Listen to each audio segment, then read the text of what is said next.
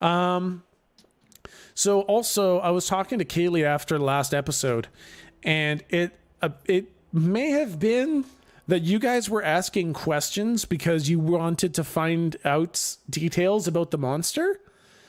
And that's kind of like investigate a mystery. And I didn't clue in at all that you guys were trying to investigate a mystery. So if you guys are trying to gather information, like actually do the investigate a mystery thing and find out details about the monster, and I'm not cluing in, just fucking say, hey, dumbass, I want to investigate a mystery. Got it. Okay. That's so mean, though. All right. Oh, I'll kill your character. No, it's okay. I'll kill your character. Oh, no, yeah. No, there will be immediate punishment. Oh. Yeah. But then the rest of the surviving party members will be able to investigate a mystery. So, just saying. Oh, got it. Okay. Yeah. Trade off there. Yeah, exactly. Okay, so Lou took Dr. Ick to her ship and put her up in the fortune-telling booth. Jake went back to the bunker, hit the books to learn a bit more about blob familiars. Jake learned that they hate the cold, they don't care about water, and they can't be killed or unwoven once they have consumed flesh. You also asked Tom to start writing down everything he can about weaving as he's hiding out in Jake's bunker, which is information that he has not given out to anyone. Galdrick and Slump went to stay at the Shining Moon Inn, which had just undergone a trademark dispute and was forced to be renamed to the Moonshine Inn. You snuck past a sleeping front desk clerk and into room 204, which was a nice room that you quickly demolished by Slump jumping up and down on the bed. Galdrick was about to float off to sleep when he was interrupted by a stinging sensation in his forehead, and then opened his eyes to see the bleeding man less than a foot from his face. The bleeding man asked if Galdrick was willing to make deals, and Galdrick asked for a show of faith before he would even consider discussing making deals. After declining to give his name, the bleeding man opened a window portal to show where Demersal was, apparently in a large ballroom or mansion lobby. But after Galdrick requested Demersal's literal physical head, the discussion came more or less to an end, and Galdrick said that he wanted to sleep on it. And it is now the next morning, and we're going to do a little bit of a narrative intro. So this is the music. Get ready with that volume knob, boys. All right? Because I'm going to take you guys on a whirlwind tour of the narrative camera introduction to today's episode. And I like it. I'm going to go to the kitchen. Okay, perfect. That's great. This is I feel so good about myself now. Yeah, totally motivated to keep going. I'm just getting a drink and I have a wireless headset. Yeah, I totally get it. It's fine. So you guys, I have a question. Yeah. What's up? Before we truly get started. Yeah. Are you Kirby? Kirby's a big part of me, and I tried to make him from deep down inside. And when you guys are so mean to him, I feel like you're being mean to me. This is too much. I quit everything. I'm feeling too many feelings, everybody. I'm kind of low. Fuck him. He's still a weird little bitch. Wow. Oh. You feeling low? You want me to bring Kirby back just so you guys can punch out some aggression on him? I mean, he's quite the punching bag, yeah. Well, he's going to show up with 2 flamethrowers and a... Oh, and then he's not going to know how to use them. Oh! How would he get 2 when he can only get 1 requisition for? Oh my God. Very good. Holy fuck. All right, I'm going to turn my sound down a little bit to start with, just so that I don't blast chat. No, you know what? That's fine.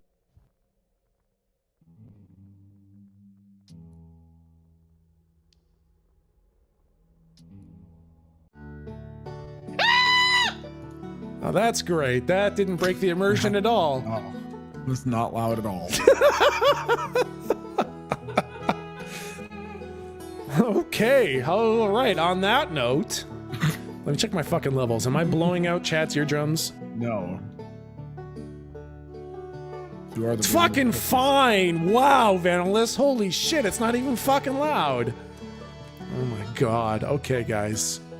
That was loud. Well, maybe.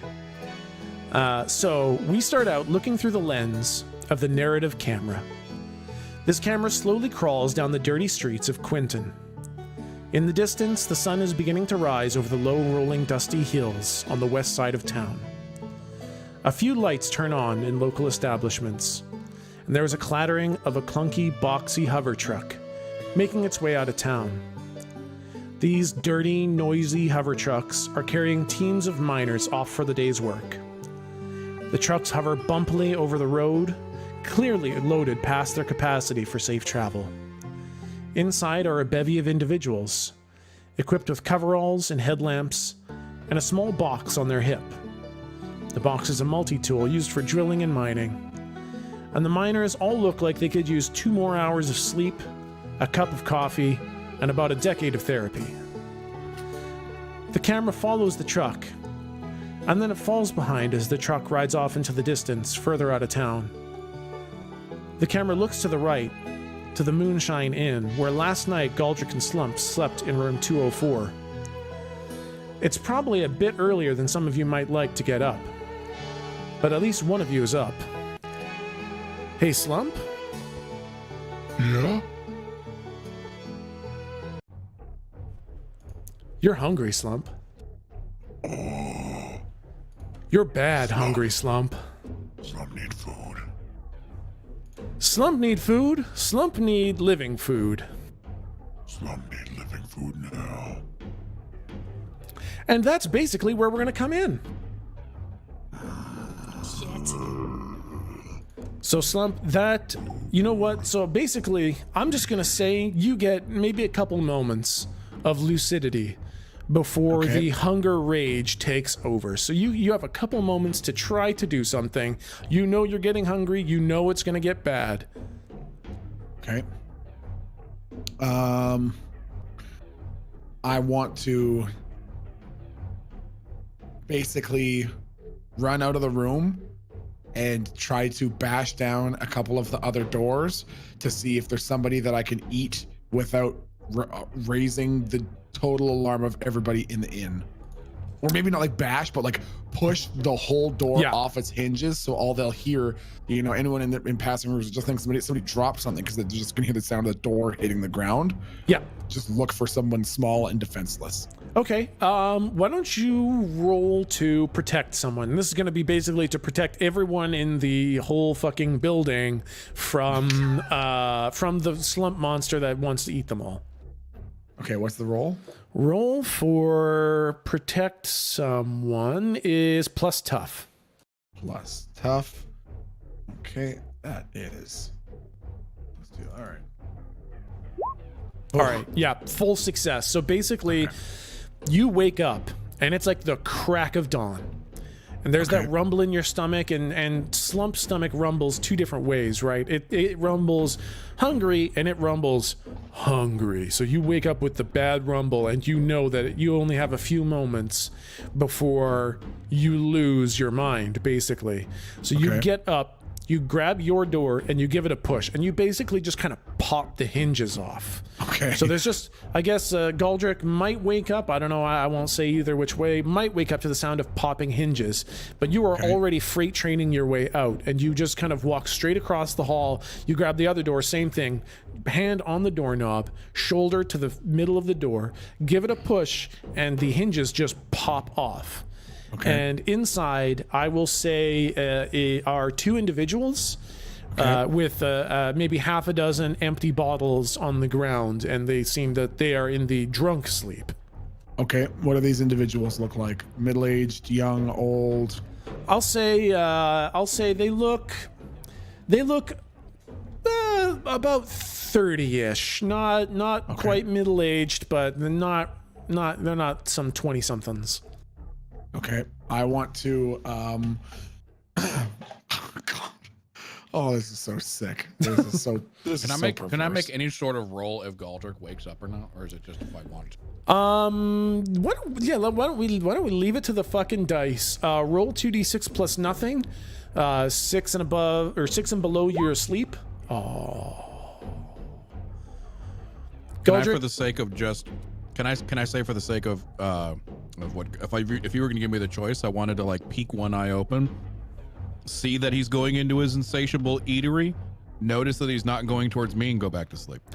With a 6, I think that's exactly what happens. You just barely wake up enough to lift an eyeball open and see that Slump is doing something.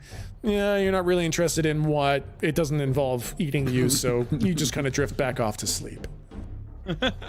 Oh, experience! Yay!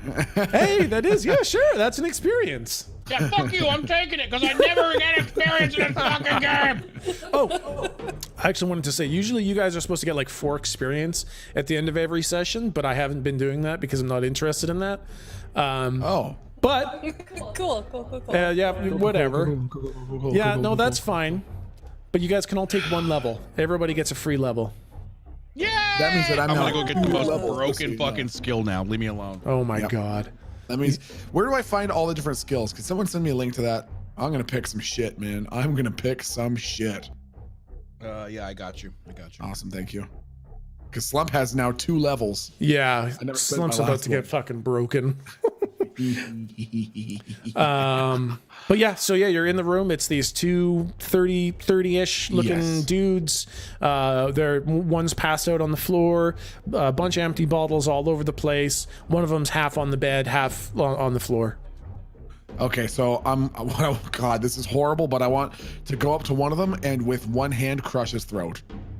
Like just grab his whole neck with my cucumber-sized fingers Yep. and crush the whole thing so that he literally doesn't even have a chance to yell, Yep. and then put his whole head in my mouth. Yep. I mean, there's no real role for it. I mean, that's a sleeping person, and Slump is big enough and strong enough to do this. So basically, that is absolutely what happens. The other guy doesn't Okay. even wake up because it basically happens so quick. The guy essentially went to sleep and just never woke up. And Slump, being unbelievably stealthy with a very nice roll, does not alert anyone. So yeah, no, you crush his neck. And then you pop his whole head in your mouth and just, I guess, crunch down like a Ferrero Rocher. Okay. By the way, Ferrero Rocher, if you're looking to sponsor the channel. Yeah. Yeah. Like a hazelnut human skull. Mm-hmm. Dull.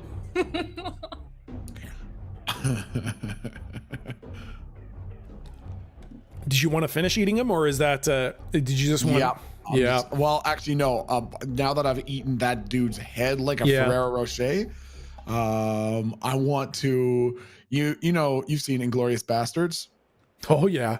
I want to shove Slump's fingers down the throat of the other guy, like Hugo Stiglitz did the Gestapo. Wow. I want to shove my fingers into, because I don't want him to wake up, but I'm sort of bored of doing the throat crush thing now. It's Yeah. too basic. Okay, gotcha. Sure. Yeah, that's awesome.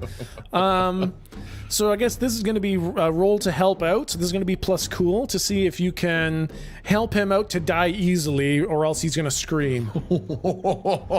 So this is plus That's cool. All I right. don't think he's very. Oh my god. Oh my god. So you kind of grab him, and he kind of wakes up, and as you kind of go to stick your finger in his throat, he kind of turns his head to the side, and he's like, "What the fuck, man? What the fuck?" Yep. And as he turns his head to the side, he sees his buddy with the whole head eaten off him, and then he sees the just smattering of blood all over your mouth in front of your clothes, and he just starts screaming. Just fucking bloody murder. And as you're trying to, like, you're not quite smart enough to just kill him, you're really kind of set on this finger thing. You really want to stick your stupid fingers down his stupid throat. And he keeps on just turning his face all over the place and screaming Oh god. until you just, like, you kind of try to jam your fingers in his throat the wrong way one time, and you accidentally just snap his neck and he dies. Okay. But you right. hear many, many rooms all around you now coming to life. Okay. Galdrick, you also hear this. You heard screaming, and yeah, you hear the screaming, and now you hear all the other people getting up and getting upset.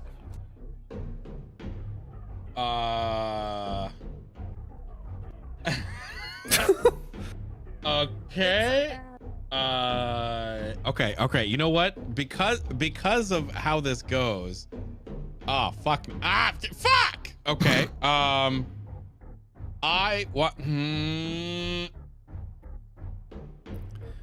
then you guys hear sirens. Okay.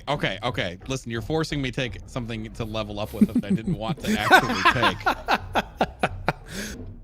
Okay, I'm going to... God, this is going to be such a fucking useless thing to take, but I guess it's perfect for a scenario like this. I'm going to wake up and be like, ah! Stop! Slump need food. Oh my fucking God. Okay, I'm assuming he's just in the like, my door's still open, his door's open. I can see him just eating.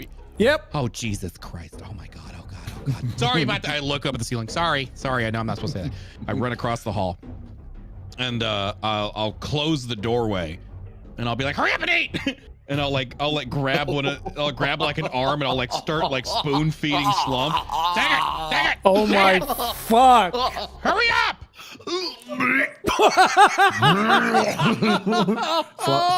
Slump is really excited that this is happening, and he's just cramming more into his mouth at a time. Oh my fuck. Oh my God. Oh God. I'm not gonna. This is disgusting. It's not even right. Okay. Like I do some weird shit, Slump, but this is weird.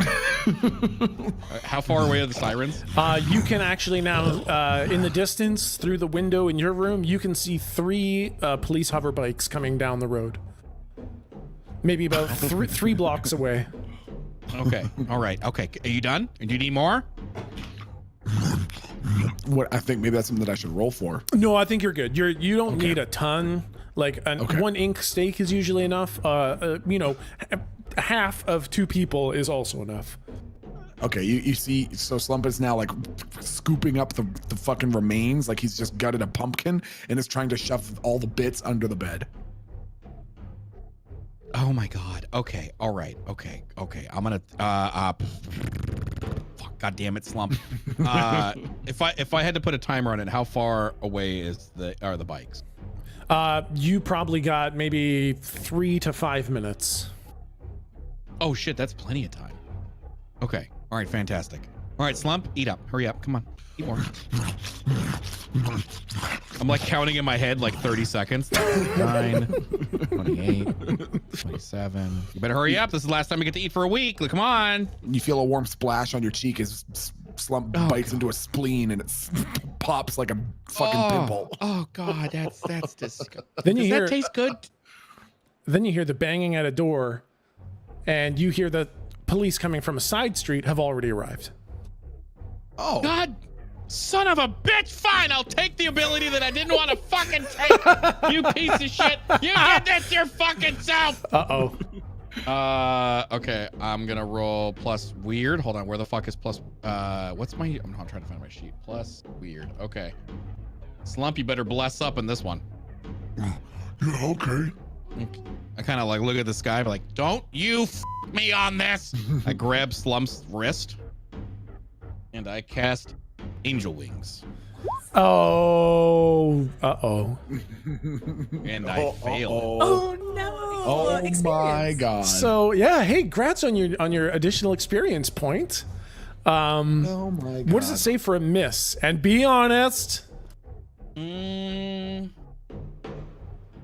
it like he teleports you somewhere bad?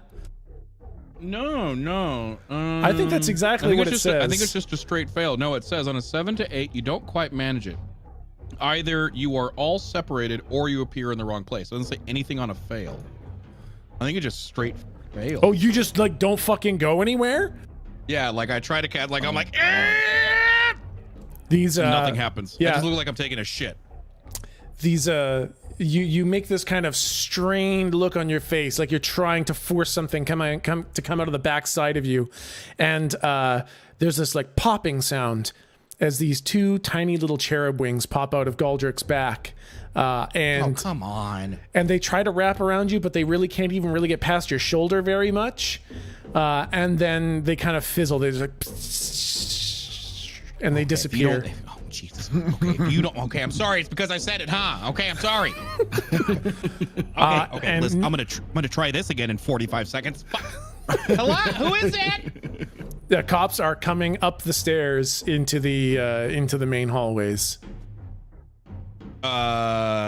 I want to open the hallway door and I want to look out either way. Like, are the cops there? Yeah, you can see, I guess, with the people who arrived there originally, it's only 3 people. It's 2 female troopers and 1 male trooper, none of which you recognize. I closed the door very carefully. So you kind of, the thing is, he already popped it off its hinges, so you're basically just kind of resting the door in the, in the doorway.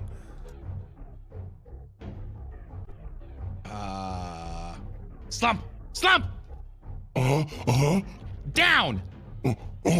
Okay, Slump gets down. Okay. I grab one of the, I assume, severed limbs. Yeah. And I just like, Slump, don't eat this, okay? And I rub it all over his face, so there's blood all over his face, and I put blood all over his shirt, his arm. I just bloody up the scene, right? Yeah. And then I'm like, oh god, I hate this part. I kind of squeeze at the end of the arm or whatever, like whatever limb, just so it gets a little bit more blood going, and I put it on Galdrick's face and on my suit, and then I lay with my back on the thing, and I go, play dead, don't breathe. Shh.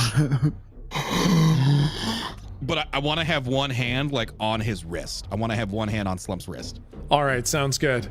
So yeah, as you're like trying to squeeze, you like kind of like do the roll thing where you kind of roll the flesh and skin up the arm a bit to try to squeeze the last bit of blood out, and you're kind of shaking it onto yourself to get it all nice and gory. And then you know, when you hear them at your door, you just kind of figure that's good enough. And actually, you know what? Why don't you act under pressure to see just how realistic you make this look? So why don't you roll plus cool?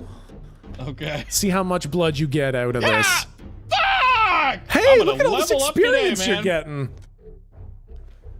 So basically, you get the Slump was already covered in blood, and so you just kind of like you tried to squirt some blood from the arm onto yourself. It was already pretty much dry, so you just kind of called it good enough and laid down. Okay. And I lay down, but I have my very perceptive eyes the way they are, along with my creepy grin. Okay, perfect. That's awful. I look like the weird guy in Goldeneye when he dies to sex. He has that weird creepy grin and his teeth are all showing like that's what I'm going for right now. Okay, perfect. Okay, so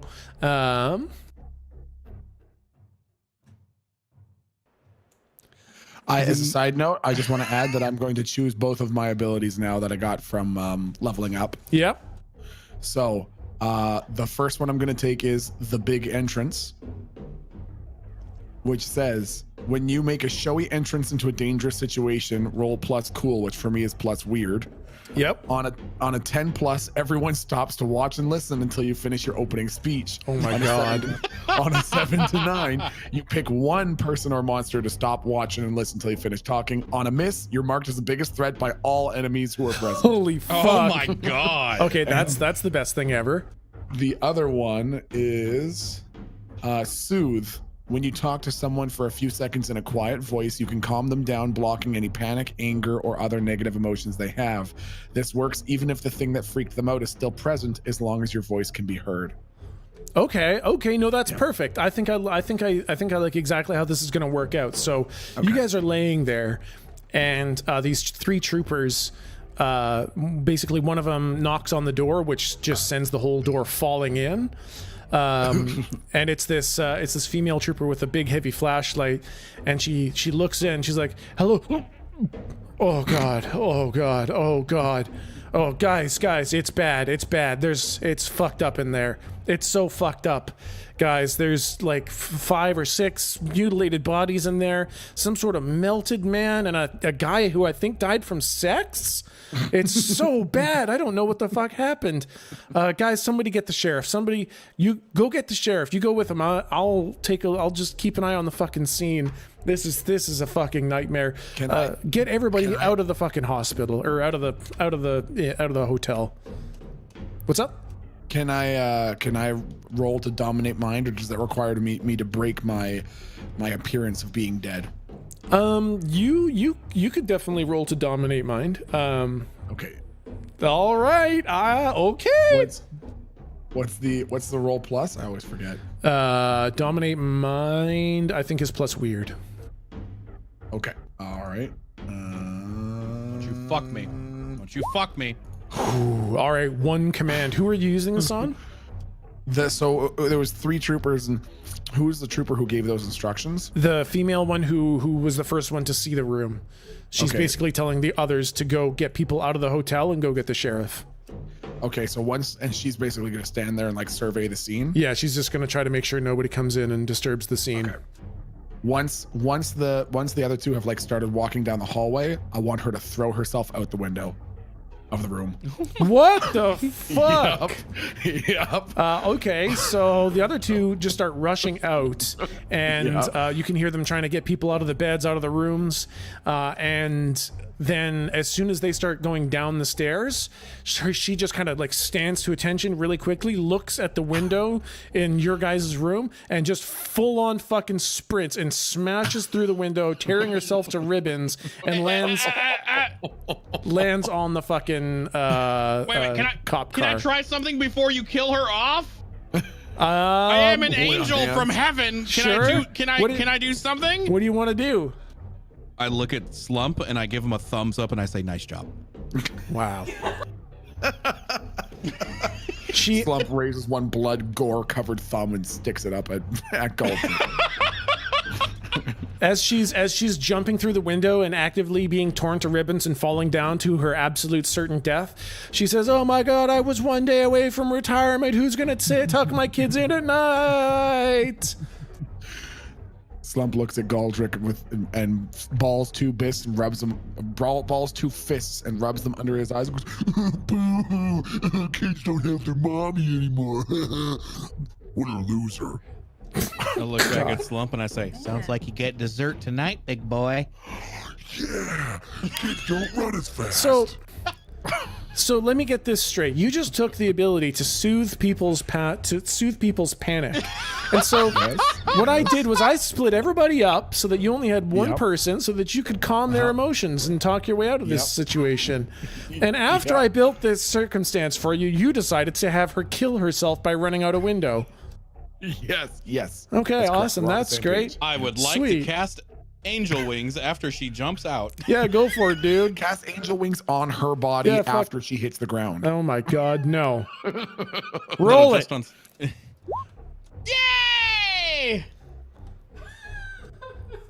All right. So on a mixed success, you either teleport to the wrong place or not all of you get teleported. Right? You know what? Let's go to the wrong place. I think that'll be a little more interesting.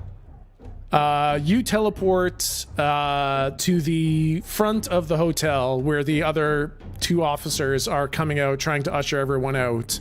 And both of you are covered in blood and gore. And just as you're standing there at the front door, being like, "Oh, this is weird," a dying female trooper comes cascading out the window above you and slams face first into the pavement. Can I roll reaction to try to catch her and save her? Yeah, sure. Roll to help out plus cool. Keeper's already fucking done. Yeah, sure. Yeah, whatever. Just Hey, though! Mixed success. You catch her as she hits the ground. You kind of like grab her legs as her face just explodes on the pavement.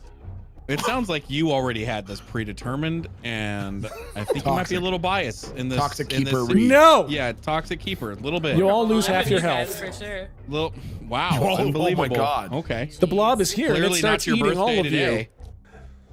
you. Motherfuckers.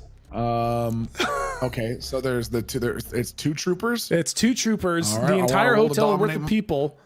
Okay, I want to roll to dominate mind on one of them. All right, roll it up. Ooh. All right, that's 2 commands. Give him All 2 right, commands. I want him to pull out his weapon and shoot his partner and then shoot himself. All right. So the hotel worth of people being ushered out of the hotel. Watch these 2 heroic troopers open the exit to the hotel, and there's these 2 monstrous fucking freaks. One holding a trident with this freaky ass grin on his face. Another one covered in blood and gore, who's 10 stories tall. A trooper impacts the ground just behind them as the trooper pulls out a pistol, shoots his friend in the head, and then shoots himself in the head. I'm gonna pee my pants. I'm gonna pee What my the pants. fuck are you doing to my game? I want to act surprised and be like, "Oh my god, why would they do that?" I want to look around at the guests and see if anybody has a problem with it, and then look directly at the keeper. Directly at the keeper. Just staring at the sun. God. I grip my trident a little harder. The trident vanishes.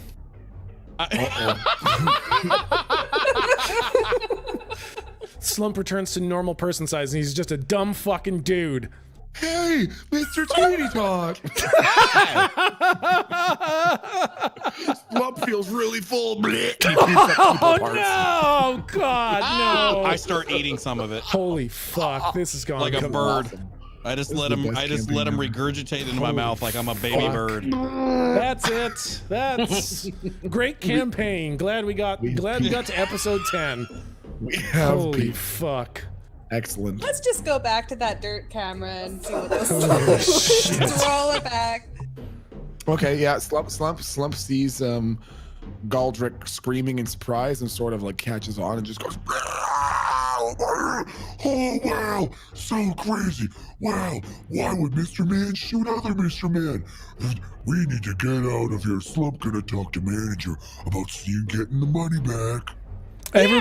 Everybody is screaming, and they have all scattered. They are just running and screaming in every which way direction.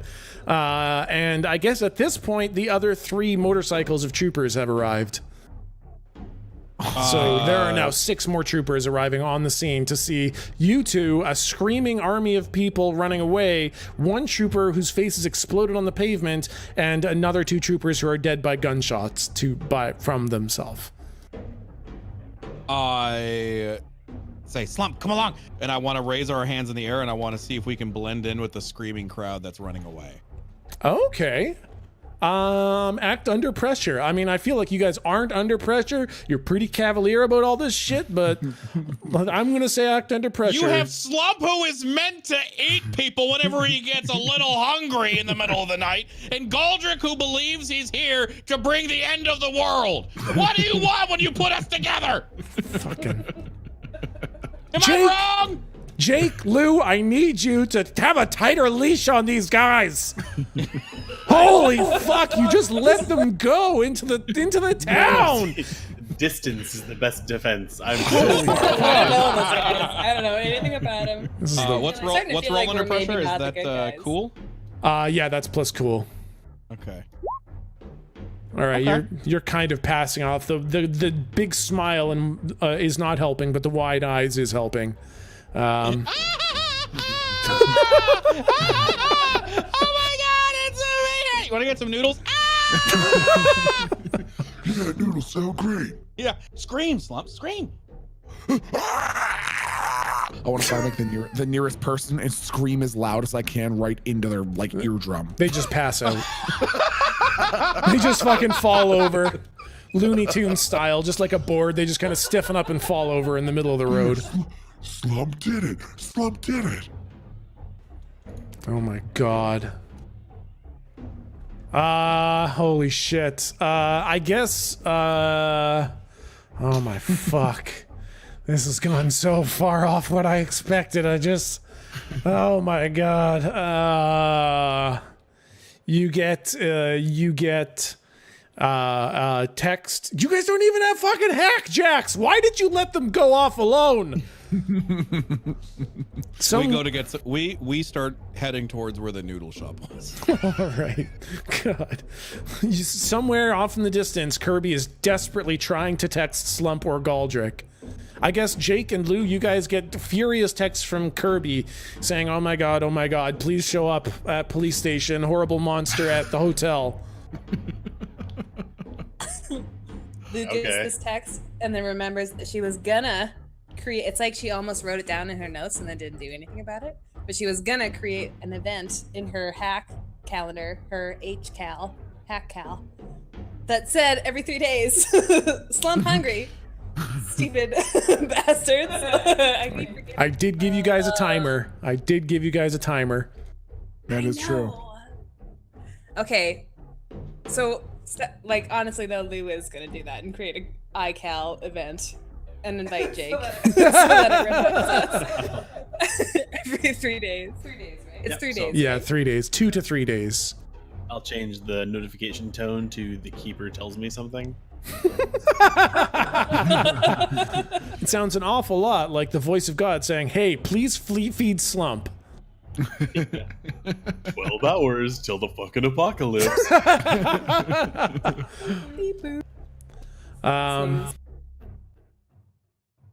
See, I'll wake up to my hackjack buzzing with Lou inviting me to some calendar. I was like, whatever, yes. And then Kirby has asked us to come to the to the police station. Yeah, Kirby's asked you to head to the police station to deal with the monster at the hotel. Is the noodle spot on the way to the police station? It is. And it's just like an open place, right? Did it have walls? No walls. It's just like a center area with the cooks cooking, and then like just a bar all the way around that people can sit at. So say there was like a really big guy and a really small guy, and they were maybe medium covered in blood. They would be noticeable just from walking along on the way to the police station. We would see that they were there. Yeah, probably. Oh, perfect. Okay. I'm going to start making my way with Ick. Dr. Ick. All right, sounds good. Oh my god, you're taking him out. With me, Dr. Ick. He's fine. I'm going to give him a different wardrobe. Can I dress him in my own stuff? That's Yeah, less absolutely. suspicious? Yeah, absolutely. Like some kind of big hat. Oh no, he's wearing his tinfoil hat no matter what. He you go to touch it, it's like, no, Well, my I mean, hat. over top. Don't touch my hat. I know, dear, but like, what if we put a thing over it? Then it's even more protected, and if people tried to grab it, then they wouldn't, because they just wouldn't do it.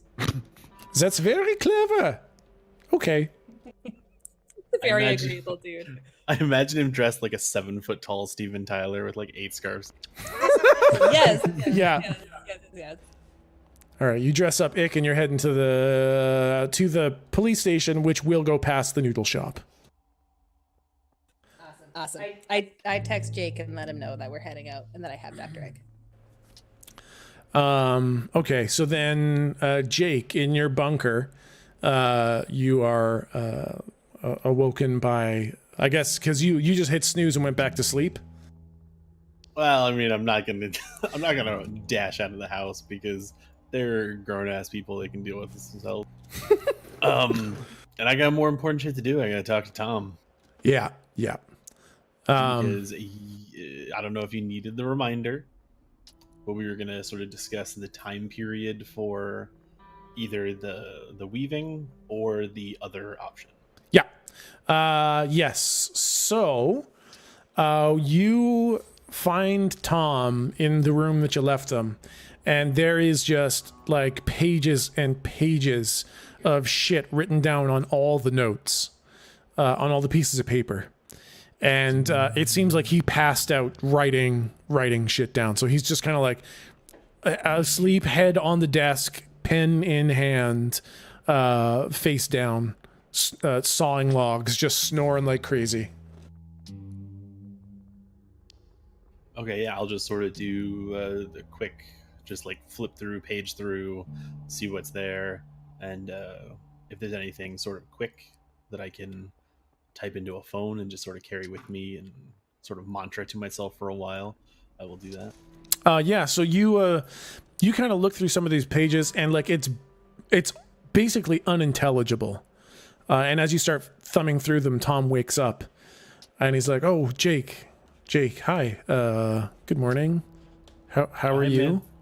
No, I'm good. Didn't mean to wake you up. You were pretty fucking busy. Yeah, I wrote down as much as I could before I forgot it. Jake, it's not you can't just start weaving. Just, like learning the hand motions is easy. Okay, you need to focus. I use my pistol, but then you need to have, like, it's kind of a gift, Jake. You need the gift to be able to actually grab onto the ink. You need to have extra ink in your hands to weave with. Like, watch this. And he pulls out his pistol and he does like a couple spinny, flippy kind of maneuvers. And he's like, this is weaving. You can't see it, but right now I've grabbed hold of a strand of ink and I'm weaving it into the shape that I've memorized. And then when I've completed it, it will come out as a fireball. And he stops and he holds his pistol and he's like, when I pull this trigger, that completes the weave and that's a fireball. And you can't just do that, Jake. So, I mean, I'll show you the hand motions. And he kind of goes through it slowly and it's kind of complex.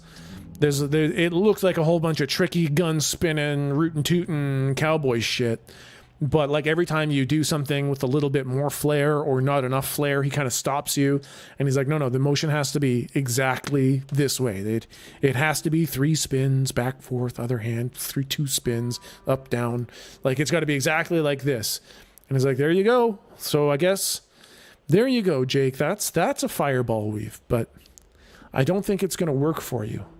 And Jake, I want to say that I'm sorry. I thought it was best if I kind of kept some information to myself. I didn't know who I could trust, and I thought, if I could just disseminate a little bit of information here and there, then you guys would you would believe in the purpose and you'd do it. And as long as I was working for an organization with other individuals, you would feel confident that I was doing the right thing. And I know now that was a mistake. We worked together for years, Jake, and I lied the whole time, and I want to say that I'm sorry. Yeah, man. I mean, I'd be lying to you if I said it didn't sour you a little bit, but I guess I kind of get. I mean, I don't like it, but I kind of get why you did it. Yeah, I mean, we're talking about a lot of shit. I mean, it's going to take me some time to process.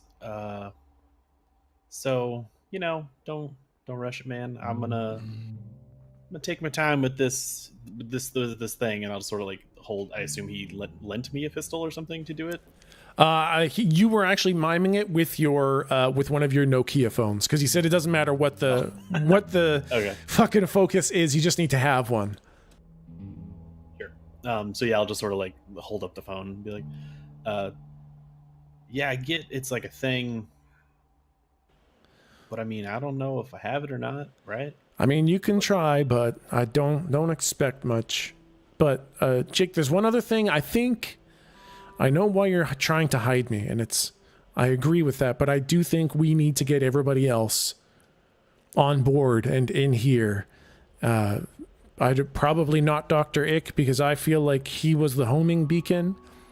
But this is a safe place, and we need to have everyone getting all the information. We need to make sure that if I'm the last calligrapher left alive, that you guys can carry on if I die. That needs to... What if they kill me and you? There need to be others. There needs to be a group. So I think we need to get the other guys... We need to get Lou, we need to get Galdrick and Slump, and we need to get them all on the same page. Yeah, I'm feeling what you're pushing there, Chief, but I don't think I can abide. Like, you've met Slump, right? There's no fucking way this place is gonna stay secret for more than a day if I bring his big ass in here. I mean, the mines were safe for quite a while when I was taking care of them. You just gotta treat him nice and make sure he gets his food and try not to make fun of him too much just because he's dumb. He's sensitive about that. You just treat him like a normal person and be patient, and I think it'll be fine. But we do need everybody on the same page. Holding back information is exactly the biggest mistake that I made. Yeah, and I mean, I guess I know why you did it. And I guess the reason I can't be too pissed is because I'm doing about the same fucking thing.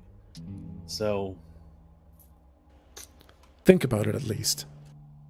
Yeah, I'll think about it. For now, though, the whole Ick beacon thing, that's where my brain's at. We've got him.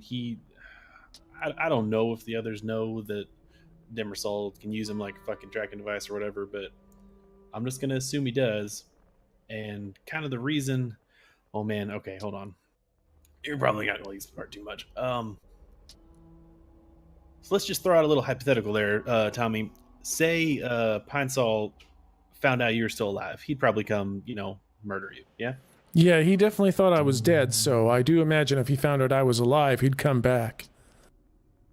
Yeah, so we know he doesn't really give a shit about Ick, right? Yeah, I don't know why he left him alive or hasn't unwoven him. That's the weird part to me. Why leave him alive? I'm going to go out on a limb and say that he can sort of peep in on old Dr. Ick, and then he saw you, and that's kind of what caused this whole thing. So if we keep Ick and we keep you, then I think we have ourselves making a future trap for old Pine Sol. I get it. Okay, I like that idea. Assuming that Ick really was the beacon and he was left alive for some mysterious reason. If that's true, then I think I could see how that could work, sure. One last thing. I noticed you researching the blob familiars. Oh yeah, we got a little ooze issue. It was a whole deal with Hutch. I guess you didn't get really to speak with him much. No, not really. I had some tricks I was going to try, but I guess that's kind of... What was the series of events? Do I even know that he's dead yet? Because I think, didn't you eat him while I was gone? That's correct. You do not know where Hutch is or what's happened to him. Got it. So as far as I know, we just haven't had a chance to hook up and let Tom work his juju because I was letting him, convalesce a little. Yep. So in that case, yeah, I don't know where the rest of the guys kept old Hutch, but he had a science experiment down in the mines, got into some pipe, some black ooze shit. Now it's in the hospital, fucking eating people, and yeah, we need to deal with that. Yeah. So couple things, if you didn't already know, if we kill Hutch before the blob eats anyone, blob disappears. If the blob eats anyone, then killing Hutch won't do anything. But no matter what happens, we need to seal Hutch. Do you have a nail, ready, quick? Can you make it lickety-split? Yeah, when I saw you researching the blob, I figured it had to do with a blob weaver, someone who could make blobs, so I made a sealing nail for, I guess, Hutch. And then I made another sealing nail for the blob itself. And I'm sure you know by now, you can't actually kill that thing if it's eaten anyone, but you can stop it from getting bigger. So seal Hutch, seal the blob. If either one doesn't get sealed, then Hutch can just be brought back to life, and the blob can just keep on getting more and more monstrous. Got it. Okay. So I guess I'll take those two sealing nails. And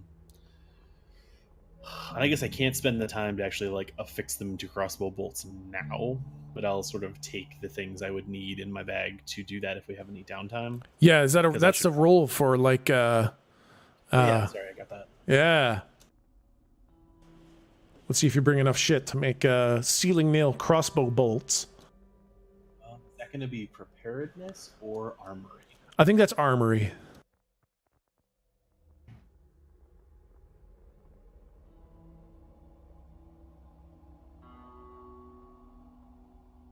Plus weird, okay. All right. Okay, so you brought, I think that's you bring some, just enough? Exactly. Yeah, okay, so you bring a crossbow and 2 bolts to affix the sealing nails onto. And as you're getting ready to go, Tom sees you starting to suit up. He says, Jake, there's one last thing you need to know about. I don't think it's going to help us, but you need to know that it exists. There's something called a crown weave. And this is only ever going to be a last resort. If we can't, if we need to, if this blob gets out of hand, we might need a crown weave.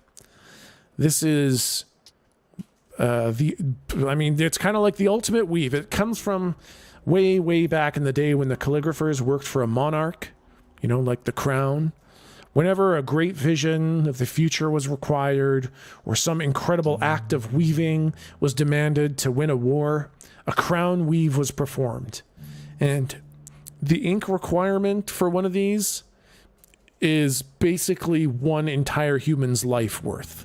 So that was back when we used to sacrifice people. We're talking thousands of years ago, by the way, Jake. I've never sacrificed anyone. I never would sacrifice anyone. I'm just saying that a crown weave requires a human sacrifice. And with that, I think we could unweave the blob if we needed to. I suggest trap it. Catch it, trap it, lock it away somewhere 1,000,000 miles underground or something like that. But if you need to know that this option exists. A crown weave, it will cost someone their life. And we can revisit that, but you need to know that option exists. All right, man. I appreciate the, bout of honesty we got going on here. I'm done with the lies. I am an open book. You guys can ask me anything that I can willingly answer, and I will tell you everything I can. All right, well. All right, man. Go deal with the blob. So mechanically, is the crown weave like the big magic? Crown weave is, that's one of the, there's a couple ways to perform big magic, and that is one of them. Got it. Cool.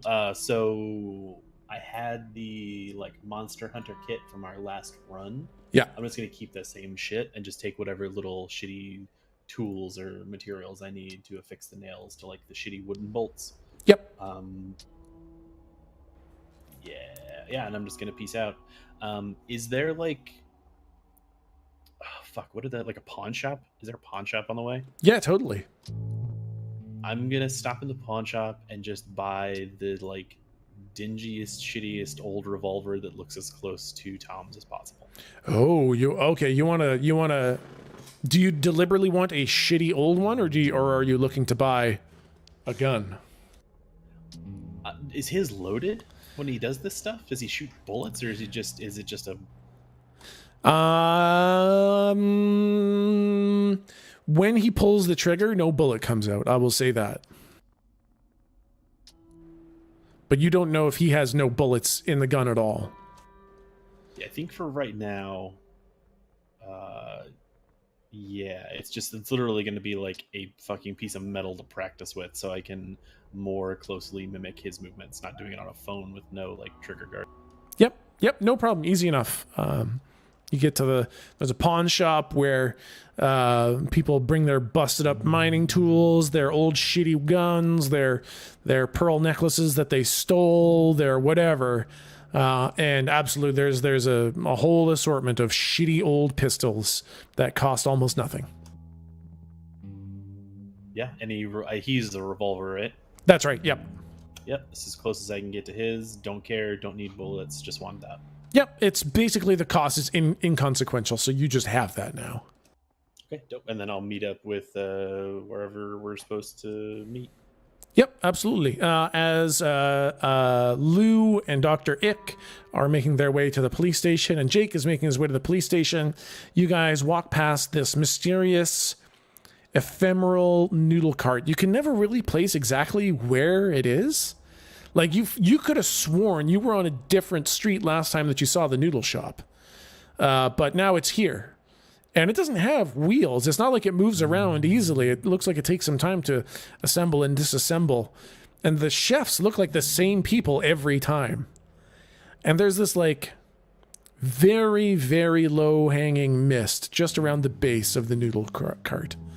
And as you guys are approaching, you see Galdrick and Slump sitting at the noodle cart, either talking or eating. I'm not really sure. Probably eating. Eating. Very likely probably eating. Still probably covered in a little bit of blood. Yep. if you've ever seen the end of the first Avengers movie, the scene after the credits where they're just sitting in the diner just eating burgers. Silent, Yep. Like that's what. All right.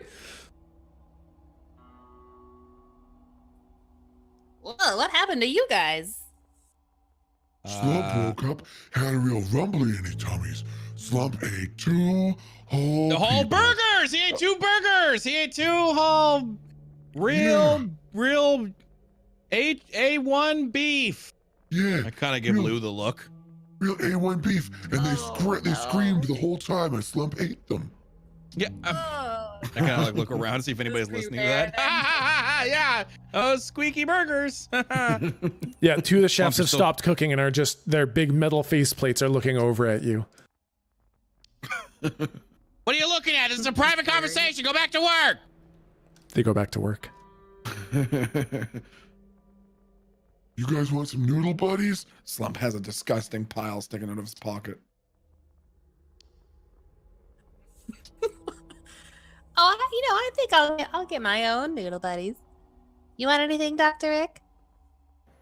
Dr. Ick doesn't need to eat ever, but I would love some noodles.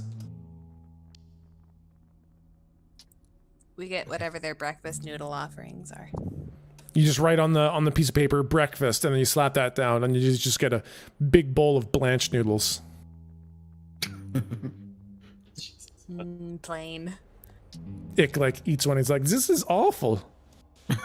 This is so boring. Why do you eat this? Why does anybody eat the noodles here? You make bad noodles." And all the chefs look over at him. These noodles taste like nothing. I don't even need to eat, and I don't like them. He's a tourist. You know how it's fine. Don't listen to him. Why would anybody eat these noodles? And it kind of like walks away with his bowl of noodles, kind of like inspecting them. As Slump is now offended that he has insulted these noodles, so he rips the fucking bowl out of his hands as he's walking by and eats the noodles and the bowl. Okay, that's good.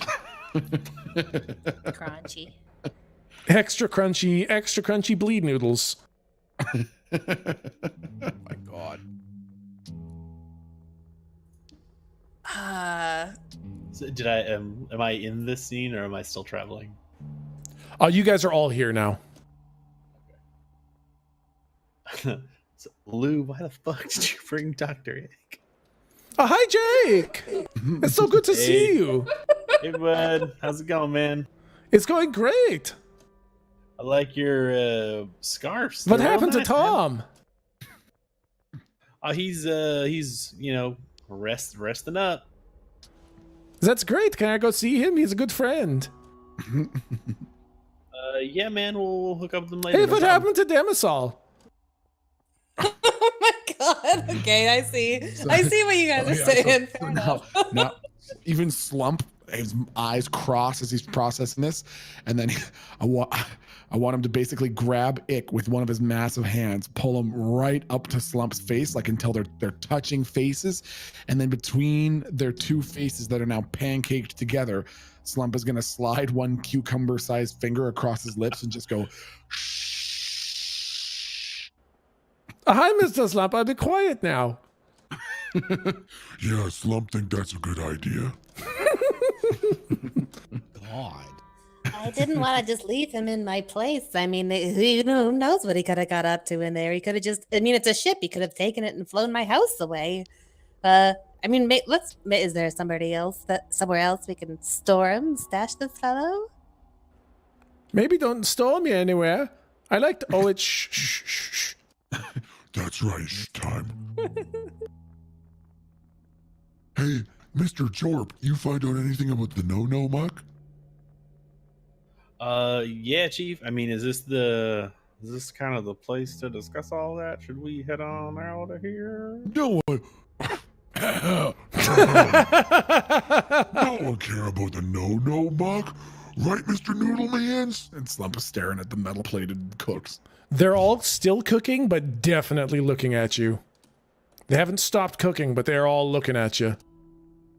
We have to pick up our requisition boxes, I imagine. Yeah, you ordered one. You got the Dr. Freeze 9000. Did we not get like the acid-proof shop vac thing to suck it up with? You put a hold on that one until after you did the research. Oh, that's right. I was not going to choose because I picked a fucking microwave cannon. Nothing wrong with a microwave cannon. Oh, you're doing good. Popcorn all day. Yeah, I mean, if you all want to move this along and pick up our box, maybe we can chat somewhere where it's not a bunch of fucking faceless noodle people. I eat more noodles, and I'm just like, they don't even have eyes. Why are you afraid of them watching? Yeah, who cares? They can't hear anything. I want to. Is there what?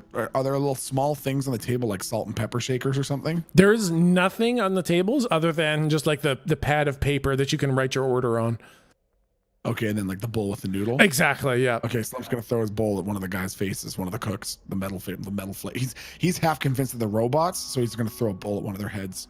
Yeah. Roll to kick some ass. Okay, which is plus what? Plus tough. Plus tough. Okay, yeah, no, you throw it, and the bowl kind of explodes on his welding mask, or on their welding mask. There is no way to identify any sort of gender. They're just huge people, and it just explodes on their face. Hot water and noodles go flying everywhere, and it drops its little little basket that it was cooking the noodles in the hot water, and it kind of walks over to the edge of the bar, and then it leans way over, and it looks like it is looking real hard at Slump. Oh my god. Slump is just staring back. He's still not really processing this. He still thinks it's just a computer, and so he's just staring at it, blank faced.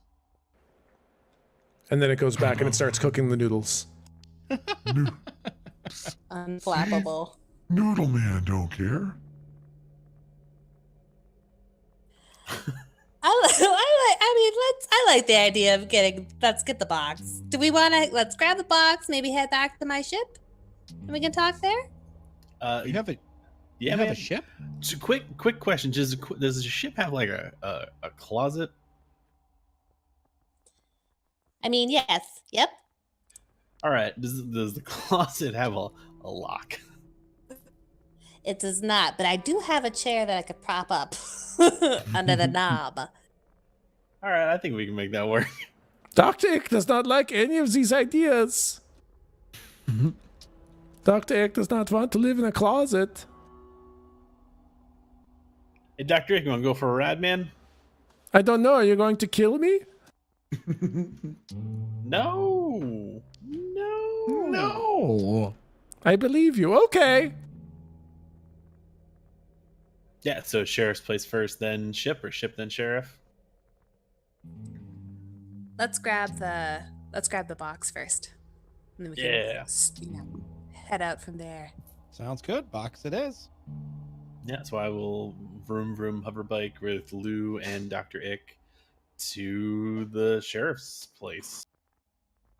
And Slump will carry Galdrick. I All will right. let Slump carry Galdrick. Actually, hold on. Before Slump and Galdrick leave, Slump's going to look at the noodle guy whose mask thrown a bowl of noodles at. Yeah. And say, Hey, sorry about the noodle bowl, Mr. Noodle Man. Here's a tip. Keep the change. and pulls a finger out of his pocket and just puts it on the table. The giant noodle cook kind of stops and looks at you. And then this big, thick, meaty fist kind of comes up and gives you a thumbs up. Nice. All right, then we go to the office. Yeah. All right, you guys are at the office, and you see Kirby sitting behind the desk. He sees you coming through the glass doors, and his whole body posture just slumps in the chair. He's sitting at the front desk, you said? Oh, yeah. I want to, with Slump, immediately scan for a stapler on the table. The table is like basically empty except for like 2 pieces of paper that he's actively working on. It's like very half-heartedly. He's got like a pen out and he's kind of like one arm draped at his side and the other arm draped on the table, just very half-heartedly writing something on the paper. Okay, I want Slump to look at the dresser where the fucking granola bars used to be, and very loudly start licking his lips. All right, so I assume you guys are going in? Yeah. Mm-hmm. What a weird-looking baby man. What a weird-looking, weirdly, oddly misshapen, big-headed baby man. Yeah, Kirby's a weird-looking bitch, man. Little baby, stupid bitch, man. Bad at his job. Sheriff hates him so dumb in the head, can't do anything right. Little baby bitch, weird, small hands, man. Hi, guys. Hey! What can I do for you? We're here to pick up some boxes. Yeah, no, it's right here. Here you go. Bye. And he pulls out like this box, looks like a bazooka length with a big fat end. And he's like, there you go. It's your Dr. Freeze 9000. See you later. Well, wait, I wanted to see how you're doing. I'm doing bad. I want to use. As soon as he hears that, Slump is going to use Soothe. Oh shit! Remove all of his. Yeah. What's the roll? There is none. There's literally no roll. Yeah, I'm not even. I'm being 100% serious. It's just because it's not really like it's not a dominate mind. All it means is that if this person who's feeling anything negative, you can completely remove all negative feelings just by talking to them. Holy shit! Yes. All right. Yeah. Do it up. Okay. Hey, Mr. Weird Little Baby Kirby Man. Little baby Kirby Man, short and stout, with your weird little face and funny big teeth. You're Slump's friend, and Slump loves you. Don't be unhappy. Do. Well, hey guys. I'm sorry I was such a grump when you came in. No, I'm doing good. How are you guys doing? What do you Doing good, stupid little baby shit, man. Oh, that's good. Good one, Slump. I smile. What can I? You got your box. What else you want? I want your backstory. That's actually, you know what? Fuck yeah. Let's yote that toast. I want to know more about Kirby. I want to know his background. I want to know where he's from, how he ended up in this line of work. Yeah. Well, parents, his brothers, any siblings he's got. Yep. Relationships. Did he pass school? Was he good at school? Was he bad at school? I basically didn't have many friends, but my parents took care of me until they got divorced, and then neither one wanted to take ownership of the child. So I just kind of lived with some people that I knew because I didn't have any friends, and I didn't get real good grades at school because on account of me being sad all the time. I kind of cried all over my tests, and all the ink ran off, and I failed all my tests because they were all cried on. And then I couldn't get any jobs because they didn't want a big crybaby, and all the ones that didn't require an education required a big strong man. And I'm not one, so I couldn't get any jobs until the sheriff said a bunch of mean stuff to me and then said I could have a job. So now I'm here and nobody loves me and my parents hate me and I got no friends and that's me. So Slump is now wiping the tears from the corner of his eyes as he's laughing hysterically. No! Mr. Baby Man, it's so sad. Oh my Curb. god. Yeah, what's up? You ever seen a giant ooze monster that's kind of made of acid and eats people? That sounds made up. Yep. Hey, so guys, That sounds made up. did a little reading. Yeah. I'll just sort of like not to Curry, but like the rest of the group, and just sort of like vomit all of the information about the ooze that I collected from my readings that I took notes on my phone. That's a lot of crazy nonsense. Yeah, man, it's apparently this, indestructible abomination, this acidic carnivorous amalgamation, all that. Pretty much all we need to do is chill it down, stick it in the box, and then hit it with this fucking nail, and we're good to go, man. Should we get Tom in here to do this? I feel like this is a job for Tom. Nah, man, he's working on big shit. This is down for us. This is Bush League. And you did say indestructible, though. Like, that was part of it? Was that you said it's literally invincible? Yep, man, literally invincible. Trust me, it's bigger fish. This is easy peasy. Just stick it in a box. We're good. Okie dokie. You need a box? Heck yeah, man. You got some kind of acid-proof carnivorous slime box lying around? Well, I got this box of birthday cards that I write to myself every year. Maybe I could just kind of dump those in the garbage because, you know, I've already read them all. And then you could have the box. I mean, yeah, man. If that's, I don't know. I don't think it's real acid-proof. It's not. It's not tear-proof either. I cry through it and the bottom gets all soaked and then it falls out and I have to scotch tape the bottom. Is he referencing an actual box in the room? Yeah, he's got a little box that he's kind of holding up and looking at. Slump grabs it out of his hands and eats it. Yep.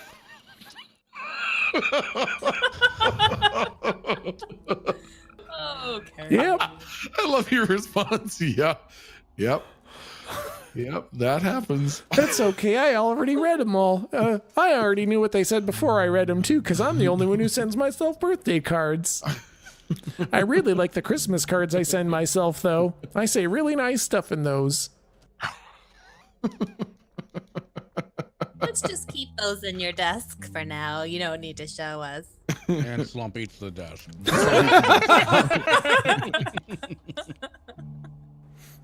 Okay, bye now. This was I'm so glad that we get to meet on such a regular basis. It's almost every day. A little bit of extra stank on the end of that. Bye. Curb, you are an invaluable law enforcement professional. I kind of want your input on this whole invincible acidic slime. Everybody calls me unvaluable. Oh, no, Yeah, he you said can pronounce it that way, too. invaluable. That's fine. Invaluable. Doesn't that just mean has no value? We'll just, let's move past that word. Let's keep it rolling. Yeah, what's up? Invaluable. So, what would you do if you had a giant acidic slime monster I would kill in it. a box? Well, I mean, indestructible acidic slime monster in a box. I don't know. That sounds made up. All right, man. I tried, guys.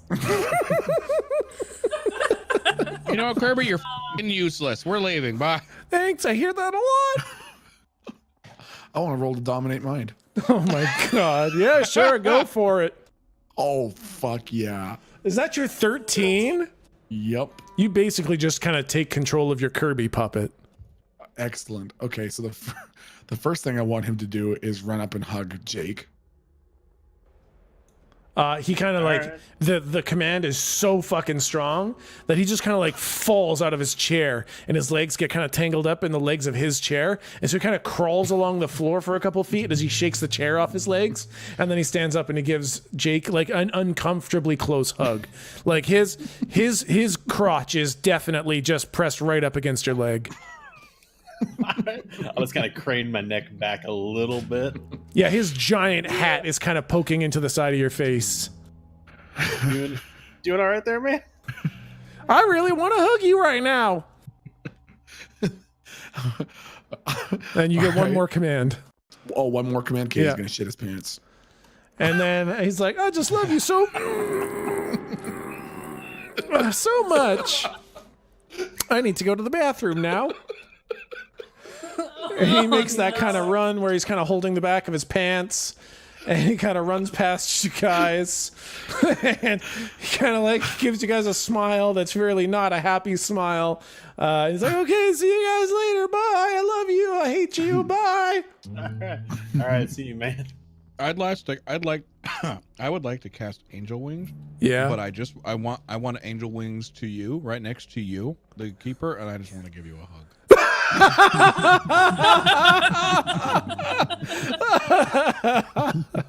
Thanks, I needed that.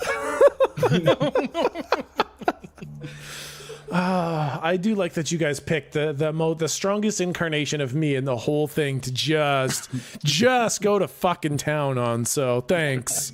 Merciless. All right. So I'll sort of like not touch the giant cold gun because that's not my jam, but I'll sort of gesture towards it.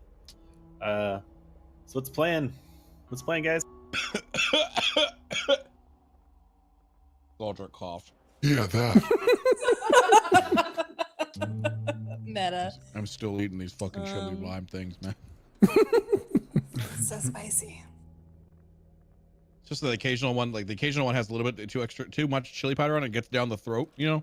Breathe when you're supposed to be Trying to eating. breathe. Yeah. Spicy, man. What do you want from me? Okay, Jake. Yeah, man.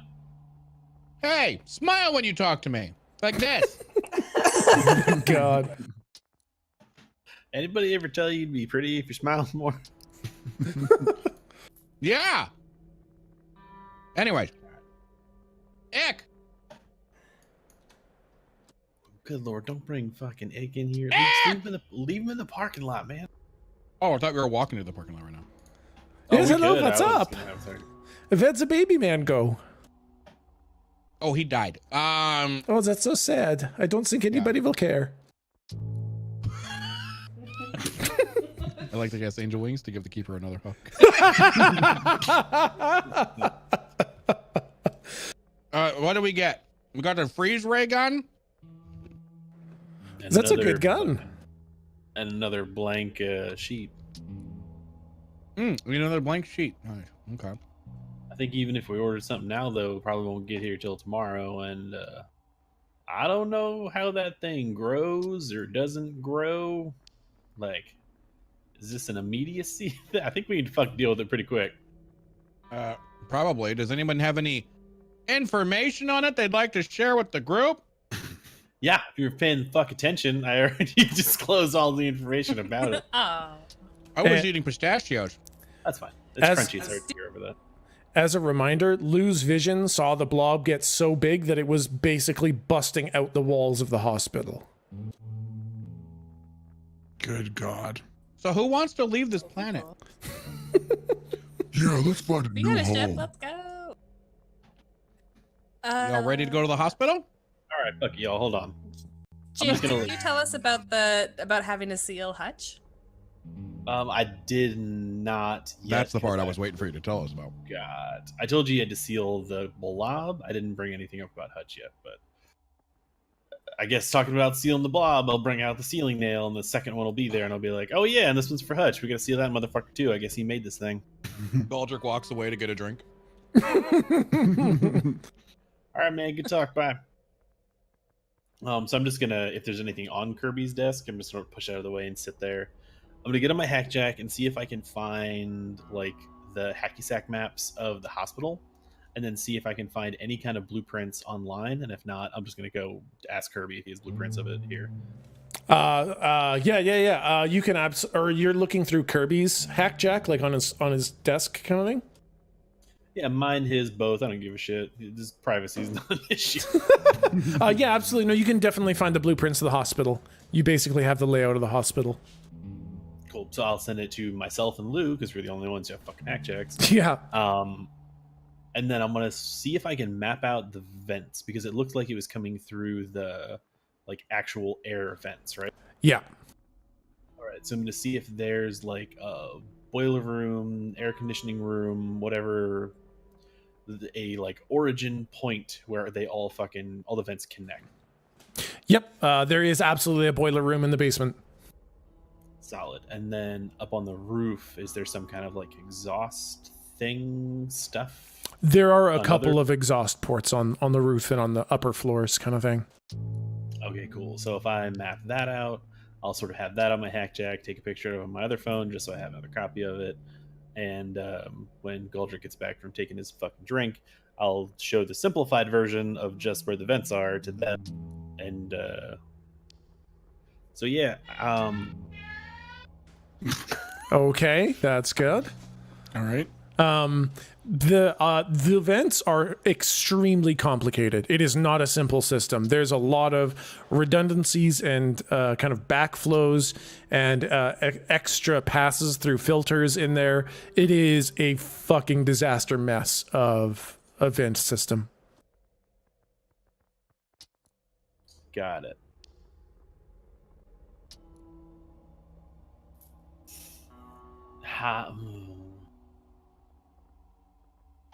Would I happen to know anybody who's like a firefighter, fire marshal, would have access to a fucking fire hose? A fire hose? Yeah, something you could hook up to a fire hydrant. I want to try to like flush it out of the vents from the roof.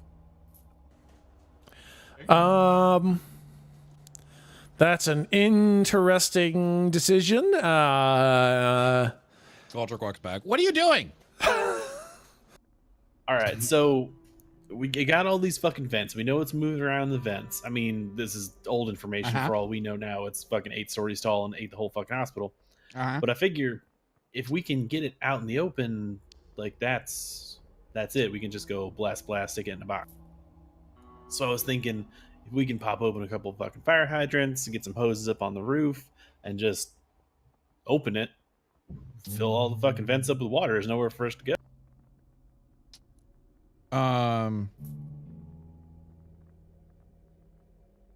But wait, why water? I think I'm still hung up on the water thing a little bit, even though I know it's not true. Like, I look at him and I go, why water? Water's cold. I don't know. Dilute Only if acid, water's I don't- cold. I don't If fucking it's in know. the air conditioning vents, why don't we just turn on the AC? I mean, that's a good plan in addition to, right? Part B.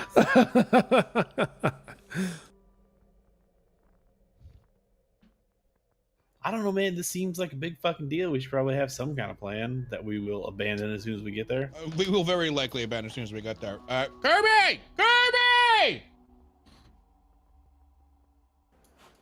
Yeah, what's up? Kirby,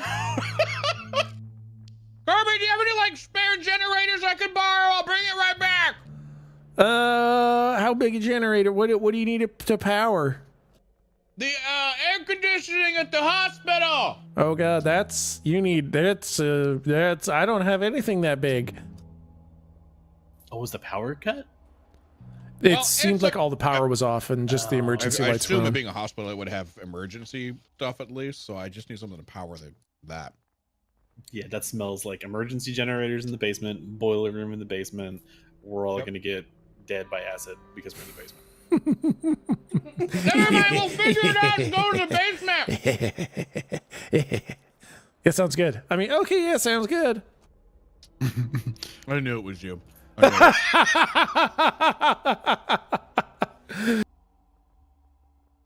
Yeah, definitely. All right. Well, I say we just go. It'll be fine. What's the worst that can happen? All right. Well, I guess quick keeper question, because I'm sitting on those 2 level ups for the 2 things, either the combat magic or the tune in.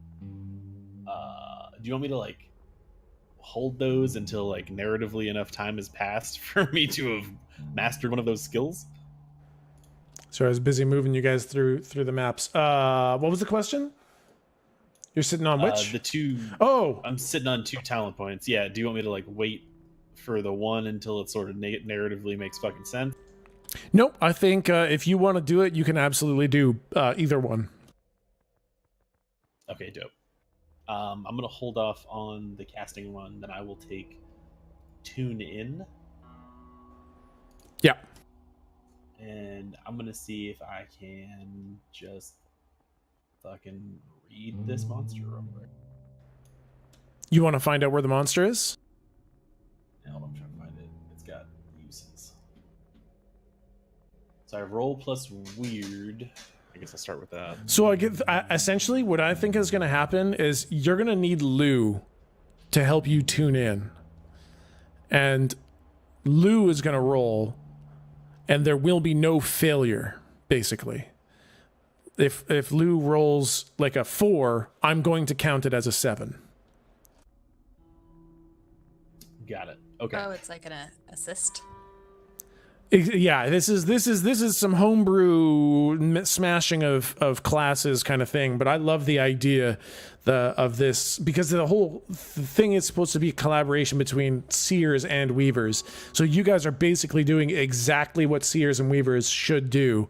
So basically, Jake, I guess you want Lou to try to use Tune In, and you want to see if you can basically help with some of the things you saw on Tom's drawings. Yeah, so the ability I took is I can attune my mind to a monster or minion. We roll plus weird, however we end up doing that. And then I can ask the keeper like where the creature is, what it's planning to do, where it's going to attack. It's sort of like reading a bad situation, but it's monster specific, and I can sort of like brain target it. Yeah, basically on the lowest, I'll let you both ask one question. And then on a high roll, whoever wants to ask two can ask two, and then the other person gets to ask one. This is like as long as you guys are both using this, it's like a super tune in. Okay, so I'm gonna, I guess. All right, Lou, I'm gonna try some weird shit. Are you all right with that? Tell me more things. All right, I'm gonna show her the revolver and like open the what the fuck is the chamber on a revolver? The cylinder, whatever the fuck. Yep. Yeah. And show her there are no bullets in it. And I'm gonna start doing the fucking fireball thing. Yeah. Because that's all I know how to do. Yeah. And I'm just gonna be thinking about this ooze thing, and thinking about the hospital, and sort of like staring at the blueprints of the vents, and then I'm gonna point it at Lou's forehead.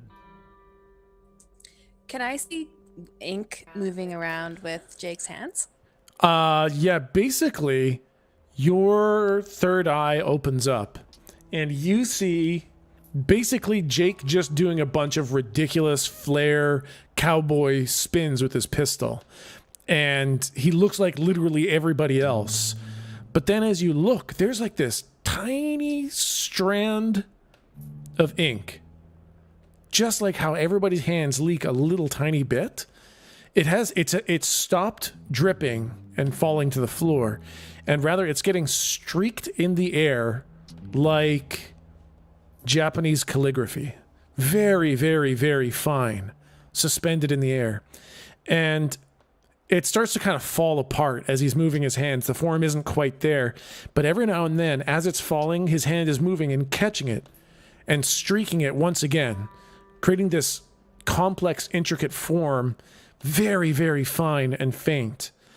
And then as it finishes and he does this thing where he pulls the trigger, suddenly your vision is kind of, I guess it might be a little bit gruesome, but it's almost like your vision is blown out the back of your head. And your sight goes backwards, and you see you standing there with Jake with the pistol pointed at your head. And everything is kind of frozen as your vision goes spinning off into the hospital. And why don't you give me a roll, Lou, plus weird. All right, so that is absolutely a full success. You both get to ask one question, and then I guess you can both agree on a third question. So why don't we go... Lou, why don't you ask first? I would like to ask, exactly where is the creature right now? So your vision kind of flies into the hospital, and there was that vent that you saw it start pouring out of, and your vision goes flying into that vent, and there's like almost like a little puddle of ooze that goes through, like it's almost right there. And as you go, the puddle gets thicker and thicker, and your vision starts flying through the vents, around the twists and turns, and there is this ever-growing thick puddle of black ooze inside the vents until you kind of run up against basically a wall of ooze inside the vents. And your vision just kind of comes outside of the vents, and you're seeing the inside of the between the walls of the building itself, and you can kind of see this discoloration in the vents where the ooze is. And this blob is big. It is like hundreds of gallons. It has taken up I don't want to say the majority of the vents, but probably almost half the vent is in some way full of blob. Oh boy, guys. I have an idea, but do the other questions first. Yeah, so Jake, you got a question? Yeah, so from the list, I'm going to assume it's already eaten everyone in the hospital. So the next question will be, what is it planning to do right now? You can actually, it is sitting there like deathly silent and still. And every now and then you hear a shuffle from outside the vents. And all of the blob starts to gather and push in that direction. And you get the sense that it still is hunting people inside the hospital. Got it. Fuck. And then you guys both get to agree on the final question. Jake, do you want to just take it since this is a new cool ability? Yeah, so the other ones that I can ask for this move specifically are who is it going to attack next, but we kind of know that there's more people. Who does it regard as the biggest threat, and how do I attract its attention? I think we already know the attention bit, because Goldrick hit that pretty hard. Research. I agree. So you want to know who does it view as the biggest threat? Yeah, fuck it, we'll do that one. Right now, it basically views nothing as a threat. It feels absolutely indestructible, and it is completely confident that nothing can stop it. When we team up to ask these questions, do both of us know the answer, regardless? Absolutely. Yeah, it's a shared vision, and this information, Jake, you don't get to see anything. You don't get any of this vision, but the knowledge that Lou gets is instantly shared with you. So basically you kind of move your hand like a goofball, and then you pull the trigger, and then basically in a split second, you know this information. Okay.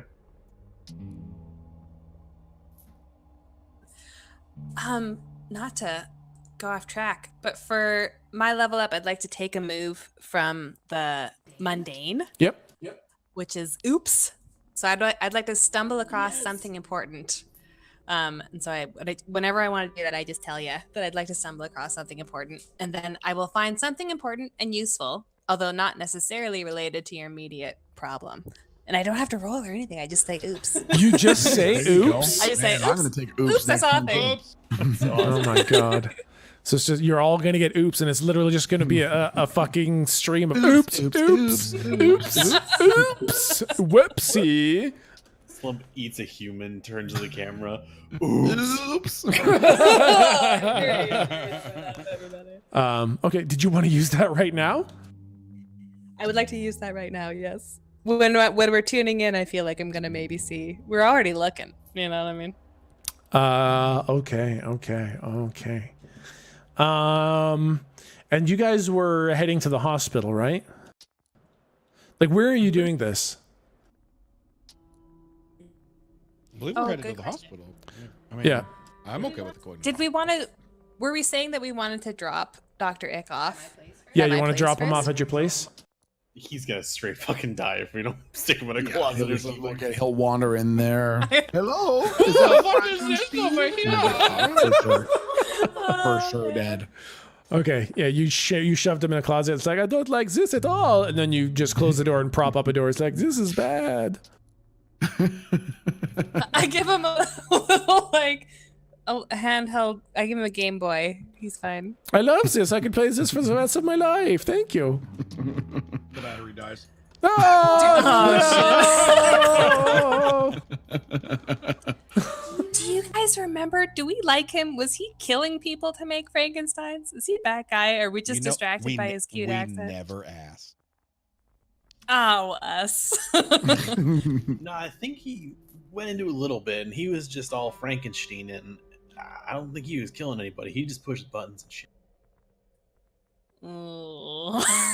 I don't know, guys. I don't he's know almost as about dumb- this one. He's almost as dumb as Kirby. Real dumb. Oh, wow. Come on now. Oh, boy. Maybe it's Stupid, okay. That we talk stupid about Kirby. Holy fuck.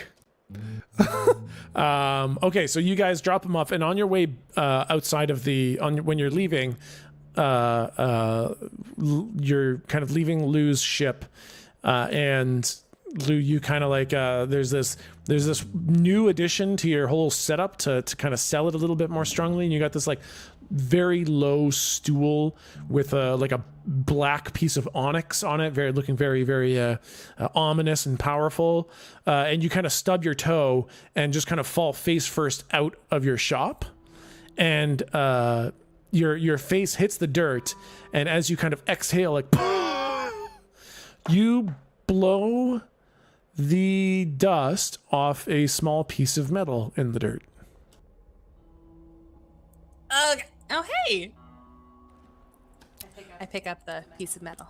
This is a weird little piece of metal. It's flat. And it looks kind of like, imagine if you took one of those little tiny octopuses and smashed it flat. It has kind of a round thing in the middle, like a round smashed flat piece in the middle, and a bunch of weird little flat arms coming out to the sides, like little melted drops of metal coming out to all the sides. It looks kind of like a coin that got smashed and then kind of rehardened as the little pieces of it were flying off. And you have a little coin.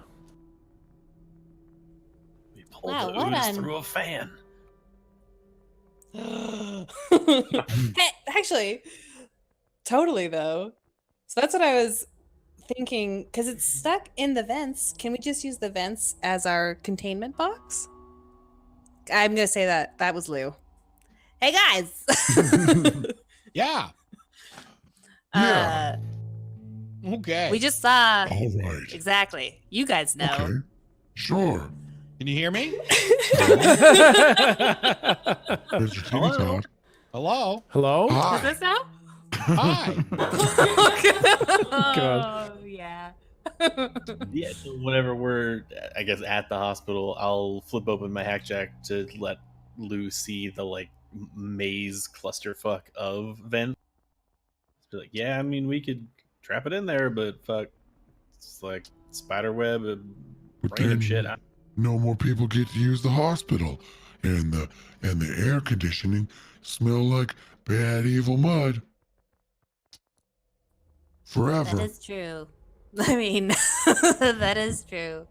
But maybe we can, like, fold it up so that it's just this little piece and then take that out. You know what I mean? Like, pinch the edges like a burrito or something. Well, what you need to And take consider it. is the fluvial geomorphology of evil muck and its compression density as it applies to a vent-shaped structure. Hey, look, noodle buddies. The keeper's nose starts bleeding.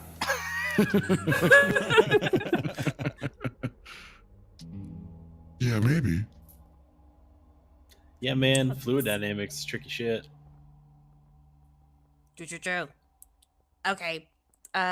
Do we want to just? We gotta lure it out. I guess we We don't have much. gotta Yeah. Gotta lure it out and then trap it in a no-no box. Do we have a no-no box? Not yet. Yeah. What about Mr. Kirby's sad box, sad boohoo box, sad boohoo crybaby bitch box? Galdra kind of like looks up at the music change, like, what the fuck? This is hospital music. This is supposed to be going since you guys got to the hospital. Oh, hey, look, it's the hospital. Feels good. Feels calm. Well, how about if we know that the vents it can't drip out of the vents where there's not like an opening? Can we bring our own metal box? Anyone got a metal box around? Very large metal box. I want to look Nice through one. the blueprints again and see if there's any kind of large vessel, like a fucking. Are there chemical tanks, like bio waste disposal tanks? Is there a fucking like septic tank? Is there anything that's like large and part of the infrastructure of the hospital that we could trap it in and close?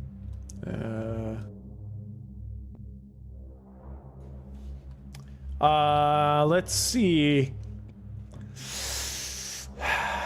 Chemical storage, or I mean, there's like I don't know. There's the morgue in the basement. There are the boiler tanks. Does to it, do we? What else is there? There is. How close is the morgue to the boiler room? They're pretty close to each other. All right, boys, we're kind of floundering this shit. I feel like. Throw this out there. I like your air conditioning thing. So how about? Wait, Galdrick, was it vibration or heat that attracted it? I don't fucking remember. It was Sound. I think it was sound. But Keeper, I just looked this shit up in the books and I forgot. Yeah, it was sound and vibration. All right. Technically, sound is vibration. Well, that's why I didn't. Okay, then no more help from the keeper. If I say one thing and you don't fucking get it. So, I guess real quick, I just wanted to break it down. If we can get down to like the boiler and or morgue, we can, fire some shit up, start banging on pipes, do whatever we need to do down there that'll hopefully reverberate through the vent system, because I imagine the vents are connected to the boiler. There's probably a big ass outlet there, and then we get it from the boiler room to the morgue, which is hopefully cold, and then lock that shit up and figure it out from there. Yeah, That sounds good. Yeah. pretty good plan to me. I like it. All right, so we turn on the AC, is what you're saying. Yes. Okay. Vents in and out of the morgue, I'd like to map. So not the whole fucking system, just shit that it could use to leave the morgue. The morgue itself? Yeah, no, the morgue has like a totally isolated vent system. Dope. Okay, don't need to deal with that. So let's find out where the boiler room is. I have a map. Let's run. Yep, it's downstairs. There's elevators you can take that will bring you downstairs. There's 2 different sets of elevators. One's near the front lobby, and then big service elevators that work, obviously that go downstairs. The main elevators are basically actually like right here. These are your normal service elevator, or those are your normal elevators, and then the service elevators are kind of near to the back of the main floor. Okay, I want some experience, so don't worry, guys. I'll check it out. Well, that's the move I have. Don't worry, I'll check it out. So I want to, as quietly as I can, try to walk over and push the fucking elevator button, and then I'm gonna leave to see if it, or like get ready to leave to see if it responds to the noise of the elevator moving, or the ding, or the doors, or any of that. We're just sort of like testing that boundary. Yep, I'll go ahead and move yourself where you want to be in there. And I'm assuming that you are like walking very quietly, right? Like you are trying to be silent the whole time? Yes, trying to be as quiet as I can. All right, so from there, you can see...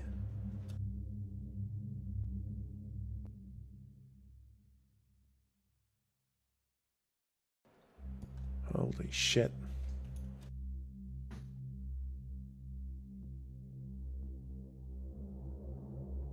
And this is an elevator I'm in front of? Yep. Okay. Okay, so you're in front of a large elevator with kind of the big double doors, and from your vantage point, before you press the elevator button, you can see a big kind of corrosion trail coming from one of the other elevators. Exactly. Okay. You can see that corrosion trail coming out of the elevator a little further down, and it leads to a big pool with an actual melted skeleton inside of it. The skeleton is standing right next to a very large terrarium. Holy fuck, I don't remember the name of the spiders in there, because there it is, full of very large they're Sacromian wall spiders. Okay. And the forest of Sacromia. And these fuckers are huge, like the hunter spiders from Australia kind of thing. huge fuck off spiders that generally move pretty slowly, honestly. And these spiders generally tell you the air quality because they're actually big wimps. They're venomous, yeah, they're scary, they're big, but they're pretty big wimps, and poor air quality leads to their death. So hospitals often have these giant terrariums with these Sacromian wall spiders in them, because as these spiders are kind of slowly crawling around in there, it shows that the air is of the highest quality. And what you see is a terrarium full of spiders on their backs, legs all curled up. And seeing the dissolved skeleton, and further up to the north is the waiting room. And I guess you can't see the melted skeleton in there, but there is one. And you press the elevator button, and it just goes click. No power. Yeah, you get the feeling that with no power, these elevators don't work. However, the service elevators usually run on the emergency generator, the same thing that's keeping like the exit lights on and stuff like that. And can I see one of those from here or no? No, they are further in the back of the hospital. So that would be map north and west? Yeah. That's kind of your hallway down to the rest of the hospital.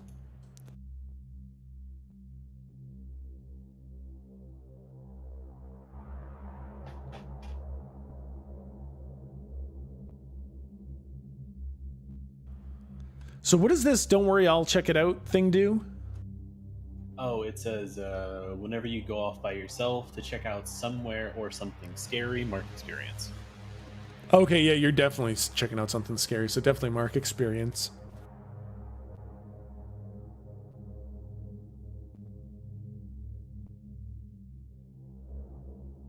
Yeah, just scouting it out, seeing what we can see.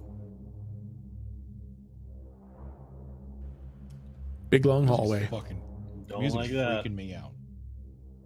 And up here, this is just wall. There's nothing in this void. Oh God. Oh yeah. Can I join him, or is he still in his checking it out thing? You've earned all the experience you're going to earn for checking it out alone. This you have now explored the spooky hospital by yourself and earned your experience. So the rest can definitely join without screwing anything up. I'll make some hand motions that don't make a lot of sense, and then eventually just sort of like wave towards myself. Oh, okay. I walk through the door. As soon as he says, "Oh, okay," I'll put my hand up to my lips and be like, "Shh." What are you doing? Are you actually shouting? I will. I'll be good. I know the severity of it. I am pulling 0 punches with this place. You guys will roll new characters if you want. Who's got the fucking Mr. Freeze gun? I look at Jake. Didn't you have it? The thing's humongous. I'm not gonna carry that shit around. You're twice my size.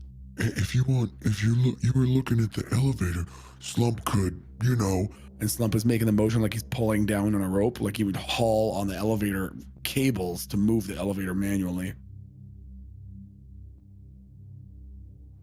Yeah, I don't think that's. I don't know. That's not a good idea. What, Slump can do it? You don't believe it, Slump? Slump will show you right now. And Slump goes up to the elevator shaft. No. What? It will be too loud. What do you mean? Oh, wait. What do you mean?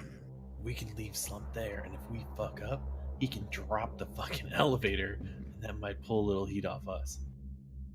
No, what is wrong with you? Let's just get to the damn boiler room and turn on the AC. All right, man, we'll do everything the straight fucking forward way after you, Mr. Trident. Okay, thank you. I'll take control of this ship, and I'm gonna walk down right here, and I want to walk into this room.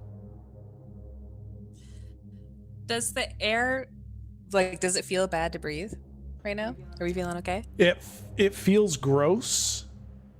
But it's not like you're having a hard time breathing. You see a big pile of melted linoleum or whatever the fuck those floors are in hospitals, and a very dead skeleton there, as opposed to the living skeletons, which are way scarier. Those are scary, admittedly. They can be. I want to peek at the top. I'll walk in. I'll walk in more.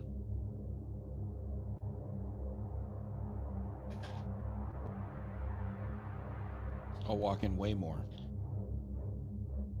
Sorry, I'm splitting the keeper.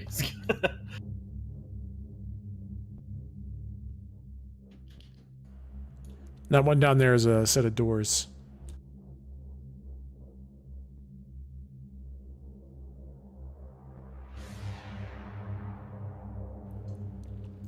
And nope, never mind. Littering and Are there? Can I check out the consoles at the front of the hotel here? Yeah, they're all dark.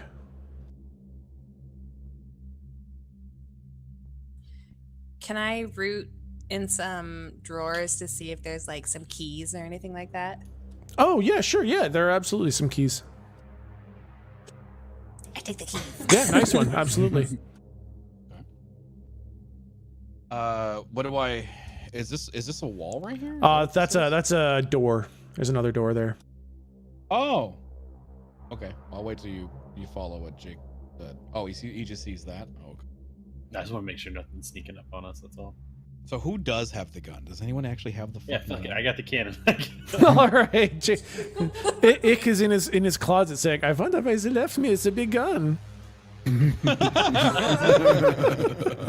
No, yeah, Jake's got the gun. All right. Not that I fucking want to. Shit. Do I see anything that's labeled stairs? I need stair.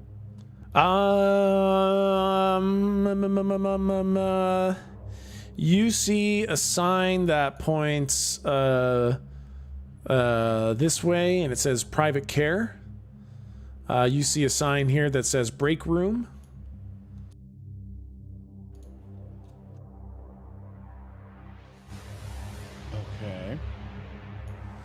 Okay. Nothing that says stairs.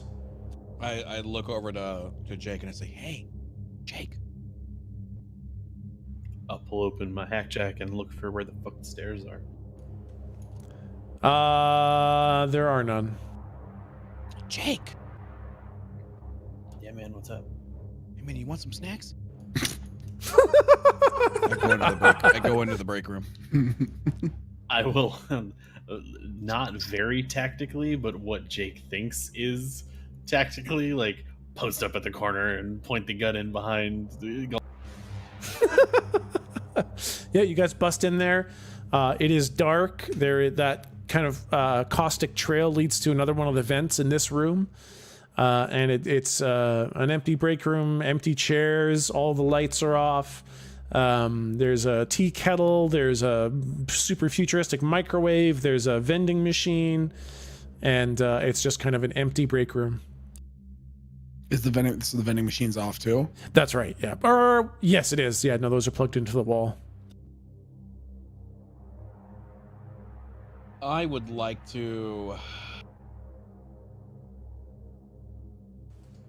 Do you want to know where the service elevators are? Yes. Because there are no stairs, so I assume that service elevators. They are to the west and to the north. But as Lou starts to approach those doors, Lou, you can hear someone kind of far away on the other side of those doors saying, "Help! Help if anyone's out there, please! Please help!" That's a hard negative. I motion to the other folks. Like, I'll go over here and say, "Jake, did you hear that?" And you hear the vents start rumbling off to the kind of west side. Fuck. We gotta tell them to be quiet. I'm just gonna run over to the door. I'll come back out and be like, "What's going on?" There's somebody in that room. I poke my head through the door.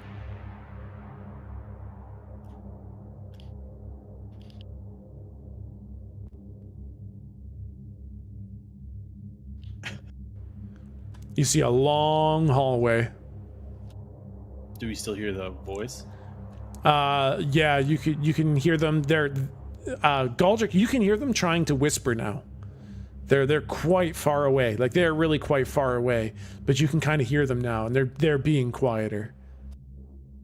I tippy toe down the hallway to right about here to see if I can figure it out. God damn.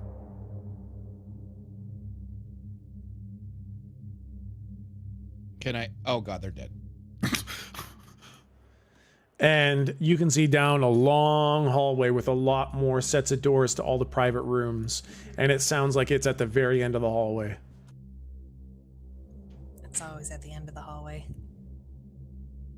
So it's at the end of the hallway down here? Yep. Ugh, and there's doors all the way along. No problem. I'm not scared of this shit. Let's go. All right, I'm gonna follow. I'm gonna try and just stay close behind. It's a fucking maze. And now you can hear the voice. It's you can hear them whispering very desperately at the door at the very end of the hallway. And they're saying, please, please, if anyone's there, please. Oh, they were there? Oh, okay. Yeah. All right, I poke my head in. Is the door closed? The door is closed. Okay. All Where's right, Galdrick? Galdrick, you stick your head in? I stick just my head in, like. Yeah. I poke just my head through the door. Just.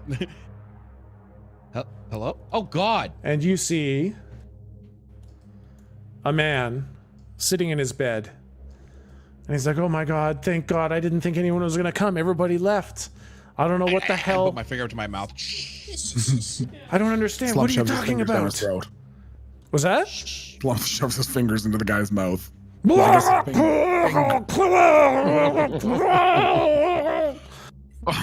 That's so much louder. I've made things so I much already worse. know where you're going with this, so I want to say fuck you. Okay? Mister? Yeah. And I want to actually roll successfully. And I say, hey. Shh. I look at Slump. I go, do the thing. Oh, yeah, okay. And Slump crushes his head. No, he doesn't. No, he doesn't. Don't do So I'm gonna use soothe, and Slump's gonna go. Rockabye, weird man, dying in a hospital bed. If you're not quiet, we'll all soon be dead. So keep your voice down and don't say a thing. Just listen to Slumpy and how nice he'll sing. Oh man, I feel way better, guys. Can you feel better quietly? Listen, there's something awful happening here. I don't know what the hell. Everyone was screaming, and then they all got silent. Then the power went out, and this He machine's supposed to takes keep one of me- her scarves and wraps it around his face. Well, as you approach him to put your scarf around his face, you hear that rumbling in the vents.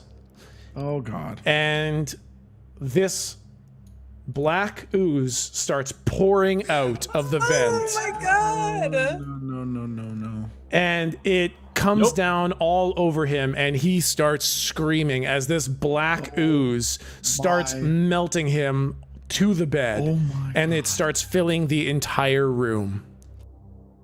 I'm gonna use make a grand entrance. So this is the first time we're encountering Yeah. a dangerous scenario. So I'm running. Slump is like looking at you guys, like holding his hands to the side, like get out of the room. I do the Homer Simpson into the bush thing. Perfect. And Slump says, my name is Slump, and I'm here to hump. So, prepare that butt, you evil mud. And the end. I've got to roll for that. I forgot. Yeah. Need to roll. It's 12 plus weird. Yeah. Okay, so it fails completely. It's 7 to 9. Is the anything on 1 to 6? It does literally nothing. It doesn't it identify you as the biggest threat in the room? Oh yes, that is exactly right. Yep. So this slime that is actively dissolving this man, you see that kind of melted scream of a face that used to be the guy's. It kind of stops screaming, but the mouth remains open, and the eyes immediately transfix on Slump. And more of that blob starts pouring out of the vents until it has filled half of the room. And that face, that like perpetual scream face, just starts coming closer and closer to Slump. Oh my God. I'm going to bed. Yeah, tapping out. Jake is now halfway down the hall.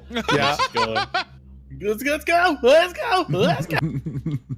Slump to turn around and get the hell out of there right away. All right, sounds good. It is. I am leading everyone directly to the service elevators. All right, I'll put you guys back in the hospital. If they're following me, if they're not, they're dead. As soon as I saw that vent above his bed, I was like, you motherfucker. Oh yeah, for sure. I didn't think I was going to give you guys so many vent hints before that. I thought there was going to be a bit more surprise. All right, so you guys are all heading to the service elevators, which are, exactly where you are, Jake. So let's reveal a little bit more here. Oh, I will catch up. Jake, do you have one of those nails? Should we maybe shoot it while it's, I don't want to get close to it, but should we shoot it? Wait, do you have a thing that can shoot? Yeah. Oh, fuck. Way back with the fucking lightning dog, because I was absent for the end of that. Yeah. Do you just stick it in? Like, do you just go boink and it's done? Or does it have to be like almost dead? Or like, what's the... It's Pokemon. It's got to be weakened. Okay, yeah, so... So the way it works is it seals it at its current ink level. So it's kind of seals the flow of ink in and out. So a sealed weaver can't weave, and a sealed monster can't be resurrected once it's killed. Can't be rewoven once it's killed. Yeah, and this guy couldn't get bigger. We were concerned it was going to keep getting bigger. Yeah, this thing, because you can't kill it, it just stops it from ever getting bigger. Yeah, so I'm just gonna run in and start slapping the button display. And I'd like to casually just walk into the room like, what's going on, guys? So you are mashing on the elevator button, and it goes bing, and then you hear the kind of the lifting mechanism start grinding up to speed, and it's making a whole lot of noise, but it is working, and you hear this elevator rumbling as it's coming up, and then you hear the vents around this room also start rumbling. Is the other two, right? Yeah. I'm gonna hit both. All right, you hear another bing, and now the rumbling in the elevators has gotten even louder, and you start to see that black blob material start to come out of the vents as the elevators arrive at this floor. It's so fast. It has taken up most of the vents. It has to travel a very short distance to come out of the vents. You're only ever seeing a piece of it. Okay, so inside the elevator got here. Inside, I assume there's like a vent at the top. Yeah. Fuck. And that blob is now coming out of the walls, or out of the vents in the walls. I'm gonna sprint over. And is this a tray? Is this a metal tray? That's where the blob's coming out up there? And in the other corner as well. Oh, that's neat. Jake. Jake. Hey man, no time for quiet now. We gotta fucking move. Hey, listen, I just wanted to. Why are you waiting for the elevator? I mean, there's no other fucking way down, man. So is the elevator? Can we tell from the sound if the elevator's coming up or is it? It's coming up. They're both up. They're both up and Oh. open. Oh, I see. Okay. Oh, they're both opened? Yep. Oh. Yeah, All right, well, I get in then. Bing Yeah, so bong. let's get in there. Oh God. Door closed, door closed, door closed, door. As you guys are just mashing the door close button, you see that big blob start to pool right where you guys were. And as the doors start to close, some of that blob starts to creep in through the doors as they're closing. Oh God. Oh my God. Cold gun, cold gun. I don't have that much of it. I've only got like 3 shots. Oh right, I forgot. I'm just gonna back up to the corner. I don't want to I back up to the corner a little bit, and I'm like, oh God, you know what? I kind of look up, I look down, I look up, I look down, I look up, I look down, I look up, I look down. I'm just kind of like trying to guess where like the cables would be for this thing, you know? Yeah. And I go, listen, you know what? I'll just see you guys down at the basement, and I want to fall through the floor. Oh nice. Yep. Goldrick just like the floor isn't there for him anymore, just falls. Not a graceful descension, just like a ah! Yep. And and then the doors do close, and there's like a little bowling ball size of blob in the elevator with you. Is there like a handrail? I'm gonna see if I can get up and like stand on the handrail so my feet are on the floor. There are absolutely handrails. Like they bring gurneys in here and all sorts of shit. So yeah, you can stand on the handrails. Yep. I know I'm not there, but I'm curious. Is the little bit of slime there after it gets cut off from the major mass? Is it still sentient? It is. It is rolling around and it is hunting for some feet to dissolve. Oh my God. Was that a tray and did I successfully grab it? Yeah. I'm gonna just have it in my hands and try. If it comes close, I want to use it as a shield, just to flick it away, like pick it up and flick it, like a Yeah. you know. Yeah, no, it's like a bowling ball sized blob, and it kind of like oozes its way over to you, and you just kind of flick it, and it keeps on trying to come back, and it's slowly dissolving a bit of the tray as you hit it, but you are successfully batting it back. God, how big are these floors? How long is this elevator ride? I know, I'm working on it. My ass staying up here, man. I'm stepping on the fucking floor. Oops. I just bit it for no reason earlier. I don't trust myself to stand on a tiny rail. I'm working on it. There you go. You can see that, I think. That's not better. Yeah. And then I need to grab you guys, because we have got Lou, Jake, Slump, and Goldrick. I need to set the permissions. Like now we're in this basement, and to get out, we got to use this really, really loud elevator. We're toast. We're not toast. It's gonna be totally fine, but also we're toast. I got this. It was all part of my plan. That's why I put the other one up. Now I can put it back down, and it's gonna make noise. It's gonna be the decoy here. We run. We're good. We're good, man. We're good. We're good. We're good. I'm good. We're good. We're not Right. Okay. Right. All right. And so don't worry. I'll check it out again as soon as the doors open. I'm just gonna start running out. I want to just wait. I want to wait at the bottom. And when the elevator like would smush me, I just want to like phase through again and be like, what took you guys? As you guys are going down, you see this weird head kind of pop up from the floor. And Goldrick, you see this blob just start like rolling straight towards your face. Ah, nope. I walk up. And you guys are now in the basement. The door's open and you can see to either side. So I know where-ish the boiler room is. Yeah. If you want, I'll just have my hack jack up and I will just be running by the light of my hack jack. All right. Okay, so let's see. To get down there. As soon as we're out, I smash the door close button and hope the blob gets stuck in the elevator. Yeah, no, it closes pretty quickly, and Blob gets trapped in the elevator, and it goes back upstairs. Jake, I'll just kind of guide you. I'll give you like your GPS line for where the boiler room is. It's kind of down this way, past a big old cement pillar.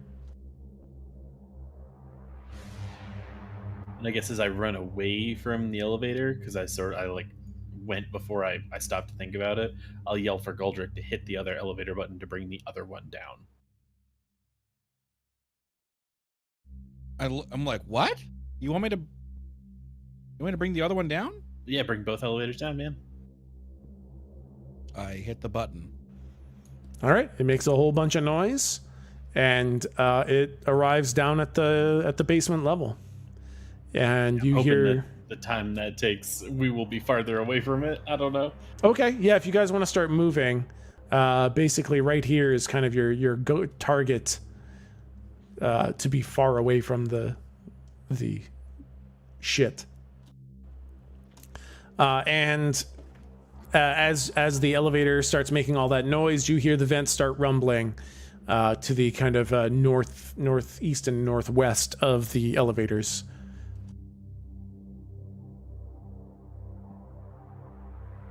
So these are walls all around? Oh, okay.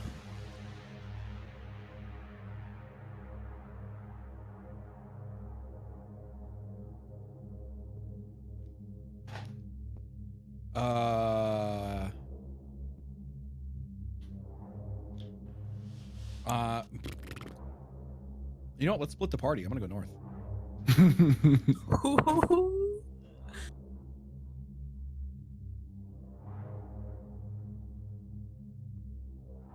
Shit! Empty. I go back south. I walk right. Is this a wall right here? Is this a wall? Yeah, that's a wall. I walk. Yeah, I figured. Slump is going to Fair enough. walk up and bump into it, not too hard, and then realize he needs to go around. Yeah. Can I see any weird ink stuff down here? Down here, you can see very faint trails from where the blob has been, and you can't see much else. Can I, can I roll to investigate a mystery just by looking at the trails, if it'll tell me something? Absolutely, you can. That is plus sharp, which is 2. All right, so you get one question.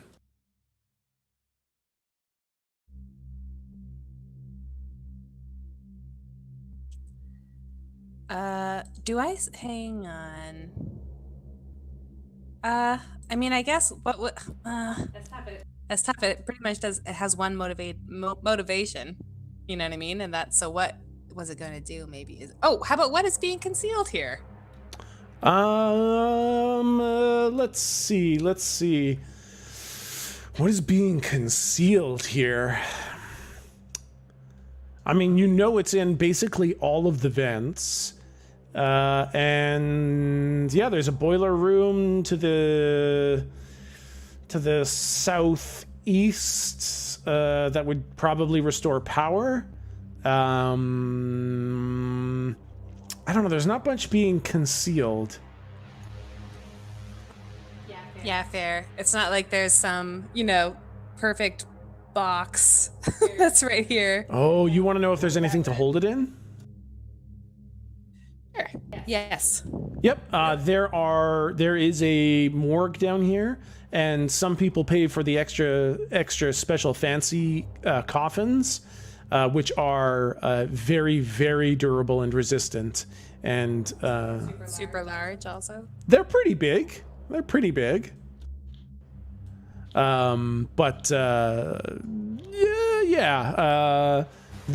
would be found in the morgue,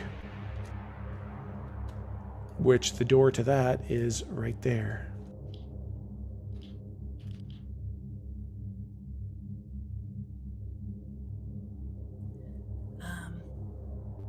Okay.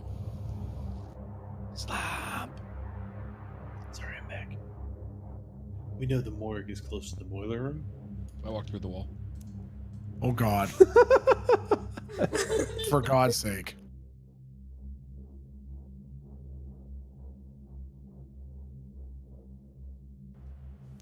And you are standing in the morgue where there is a big pool of dissolved skeletons in the corroded pavement cement floor. And then there is a trail leading to the one and only vent in the morgue. I pop my head back through the wall and I say, "You guys are going to be dying to get in here." God. Has no idea what he means. So I'm gonna look at the vents again. The one vent going into the morgue, it's just self-contained. It doesn't connect anywhere else. Like if we run in there and make noise, it's not gonna come out of that vent unless parts of it are already in there. Yeah, exactly. Okay. All right, I'm gonna look for the boiler room. Yeah, boiler room is down there. I'm gonna... I think he might have cut out a little bit. The boiler room is where, sorry? Boiler room is down there. Okay. I'm gonna look for anything of interest inside there, just like with an eye scan. In the morgue? Yeah. Yep, there's big metal coffins. So there's a whole bunch of shitty wooden coffins up to the north. Most of them are empty. Some of them, you can see they're open a little bit and there are bodies in there. The big metal ones directly to the south of you, those have no bodies and they are of various fancinesses. What else? Lots of dead people, couple of bodies. None of the dead bodies were dissolved. So there are dead bodies with flesh on them. Interesting. Okay, all right, that's good to know. Mental note. On the menu, boys. So it only cares about fresh, real, live meat. Got it. All right, that's good to know. It's trying to consume ink, and ink isn't from dead people. Got it. Figuring out your plan, Keeper. It's all coming together. Perhaps that is why the Frankenstein does not work. Look at you guys putting shit together. So yeah, boiler room is down yonder? Yeah.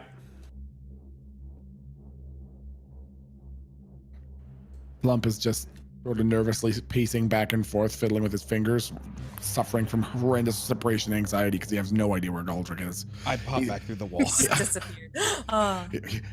As soon as Galdrick comes back, that he has a huge Galdrick-like smile on his face and is clapping his hands completely silently. And as soon as Galdrick goes out of his line of sight, he goes right back to worrying. Slump, up.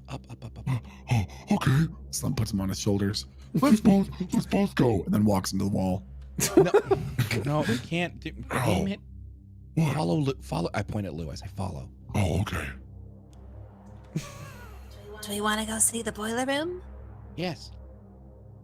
Okay, yeah, so what the fuck can I do down here? I'm just look at these consoles and see what's going on. Yeah, it looks honestly mostly operational. The pilot light or whatever the fuck the industrial pilot light is has gone out, but it looks like a relatively simple power cycle would probably get things going again. Fuck it, beep boop. If I can figure out how to do that, you want me to roll for it? Nope, absolutely. This is pretty basic shit for you. It's big and scary and it's huge, but no problem. You flick it on and there is a roar of the flames turning on and the heat coming back, and sure enough, all the lights start flicking on one by one, and you hear a mean rumbling from all the vents in all the different directions. Turn on the air. Yeah, that's what I was gonna ask. Is there anything there to control that? Like, what are these tanks over here? Any of that stuff? Oh yeah, you can absolutely control the AC from where you're at. All right, so the first thing I want to look for is the morgue, and I want to crank that shit as cold as it can go by the system. The rest of the hospital, I'm not too concerned about. Yep, absolutely. All right, morgue is turned to quite chilly. Colder. It's the blue smiley face with X for a mouth and snowflakes for eyes. sorry, man. It's the iconography. You know, space. They don't do numbers anymore. It's just symbols. I don't fucking. Make it colder, more cold. Keep pushing the cold button. Yeah, I think that's all it does. This like red face pops up with like a hand with the index finger pointed up, and it says I say, please, God damn it! I look up. Sorry.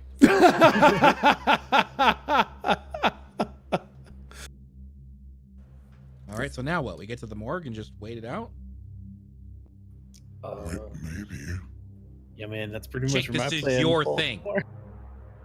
Jake, you're running this gig. All right, let's book it then, Chief. Let's go. Yeah, Well, it's the starting morgue's to up come here. I out of already the found vents. the morgue. Oh my God. I point to where the morgue is. I'm gonna have my cold grenade just in my hand, so I'm ready to throw it. I guess when I get in here and I see the like old shit bodies not eaten, and what I assume are bodies in very employee-ish positions, are you? I would like to express real quick before we continue that I love that this one died doing what it loved, and that was dancing. They knew that the time was come, and they figured they'd just have one last dance. Yeah.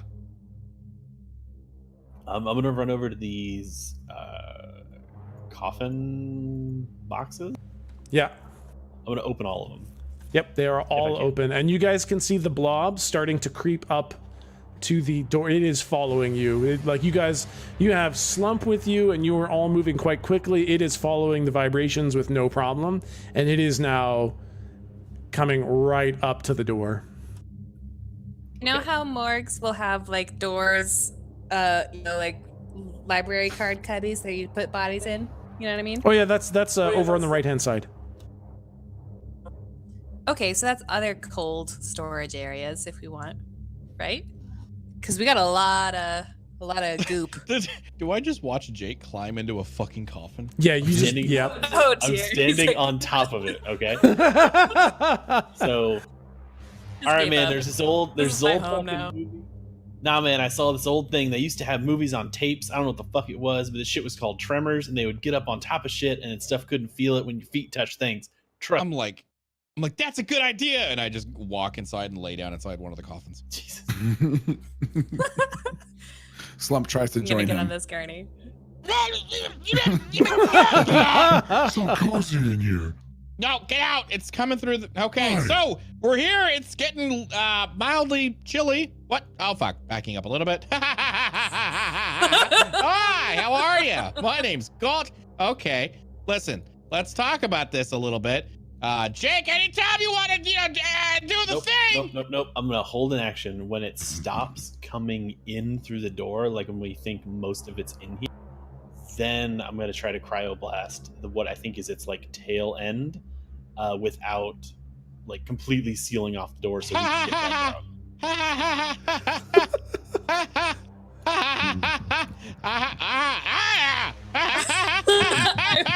Wait. I go through the wall. Oh, smart. Okay. He's fine. And when he goes through the wall, you see it kind of make this giant pool. It kind of slumps up against the wall, and oh yeah, good one. God. It kind of makes it tries to follow him through the wall, but it can't. And so then it starts to make this big pool. And then it almost seems to change in volume. And all of that big blob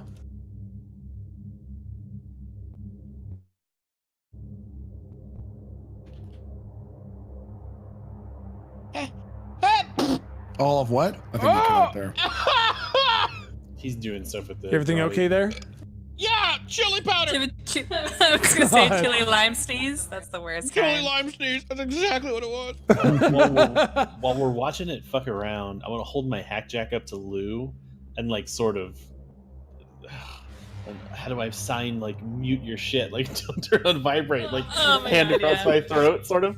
And I'm gonna text her to start throwing the fucking like throw shit. I'm just gonna text throw shit.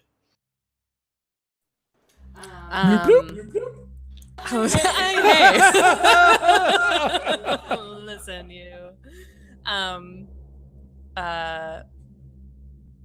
All right, yeah. So I take some of these implements that are on this this little guy right here.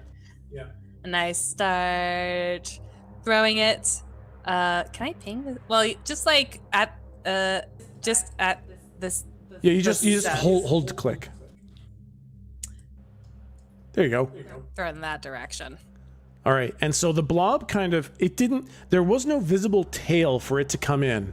It just literally just kind of like changed shape, and the blob that was there at the door wasn't there, and it seems to basically be contained as this singular giant blob over where I have it drawn.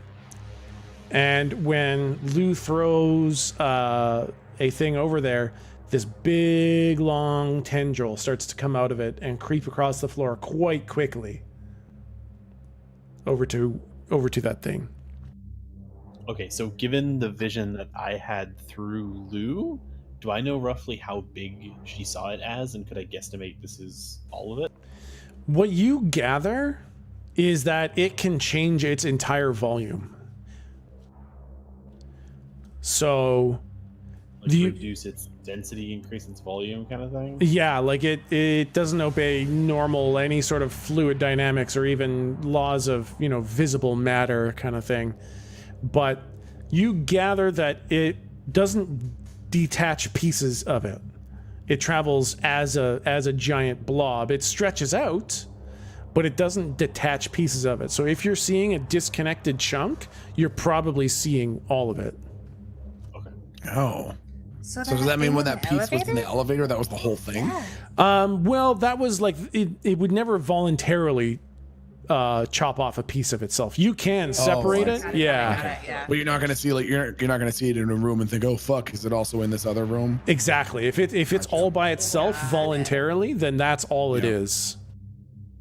Got it.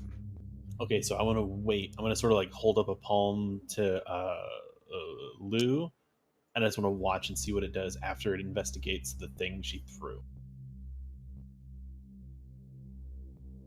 Galdrick would walk 10-15 feet down this way and kind of like poke his head through the wall.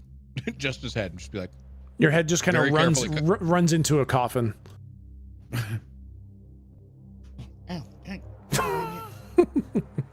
Oh, right 10 feet over. Oh, God dang it. God. So if it ever like coalesces, like there's no tail or like exploratory tendril, which is the name of my new band. Yep. Gross. I want to blast it with a gun once it's sort of all a lump. I kind of want to take my time and like slowly walk around until like I'm around where I saw Jake get on the thing. I'll take my time with it. Obviously, I'm not trying to make noise. So. Oh, I deleted Lou. Lou dies. Oh dang.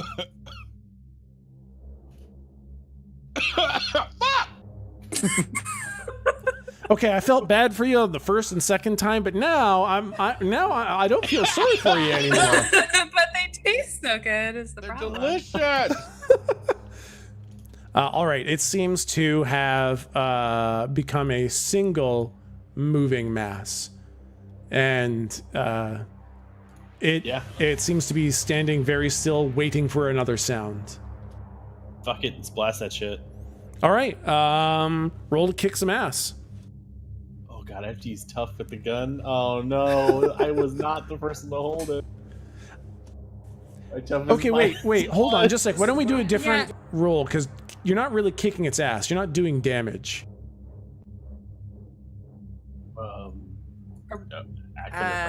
Lou motions like she's like with her arms. I'm doing it, but I'm making my face move away from the mic, which is not the best way to do it. But like, as if she's asking, "Are we trying to corral it towards a containment field?" Yeah, I'm gonna sort of like mock shooting the gun and then point to the coffin that I'm standing on. Like. By the way, Keeper, can I make a suggestion? Yeah, you got it. I say you make Jake have to give off a one-liner before he fires the gun, and whatever the one-liner is, you base what he rolls off of it. Oh, I like that. Shit. I love this. This is perfect. This is such a great idea.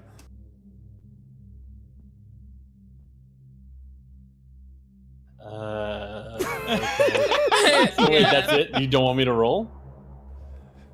Yeah. All right, so I'm gonna yell,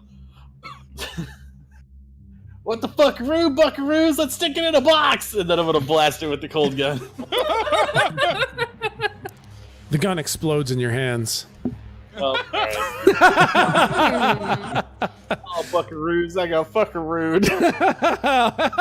And then it just blasts it with just a metric fuck ton of liquid nitrogen, basically instantly freezing it solid. Oh, it's solid. It's not like okay. Liquid nitrogen? Oh yeah, no, there was a huge volume of liquid nitrogen that came out, and you basically flash froze it. All right, so if we're not being quiet, Slump, put the thing in a fucking box, and I'll sort of hop off the coffin that I'm standing on. Do they like seal? Yeah, sure.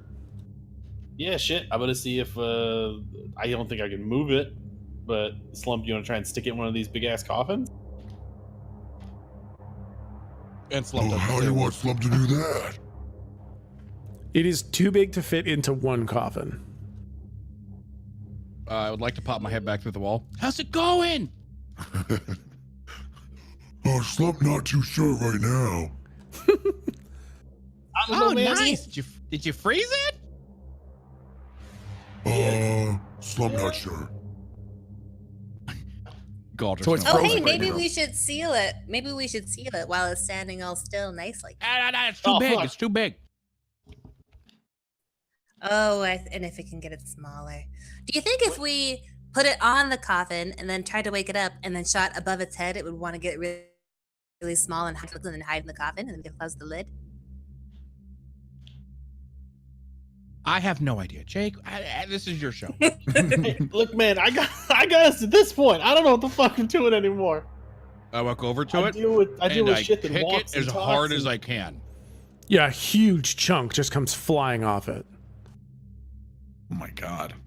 And it's like frozen, like through, like Yep. even inside. Even on the inside, it is frozen solid. But that chunk you kicked off, you can see it start to thaw. Oh my god. Slap! Okay. Slump wants, like, I'm gonna grab the big part. Yeah. And No. whatever you. Smash! Okay. And I want to smash it as hard as I can. All right, roll to kick some Both of ass. Both of my fists, and that's plus tough. Is Plus it? tough, yep. I'm gonna chase the small piece that got kicked off. Whoa! Damn. All right, full Captain Kirk style. Slump just double fist punches this thing, and it fucking explodes.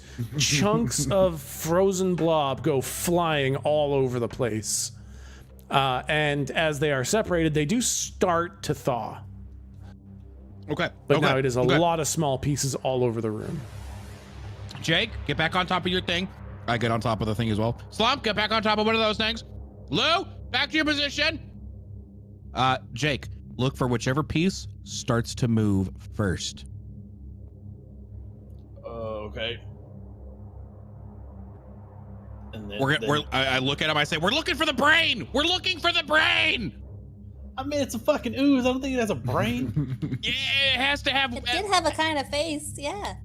Look for the brain. That was the dude's face. It wasn't the fucking ooze face.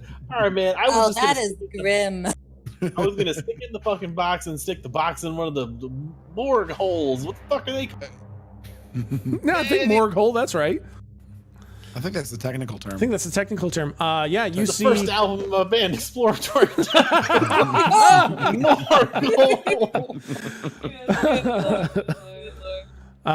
Yeah. I want to be very observant for like what piece like starts to move first. Yeah, that piece starts to thaw and it starts to become gelatinous and start moving around. All right, And then that piece shoot it? does too. And then that piece does too.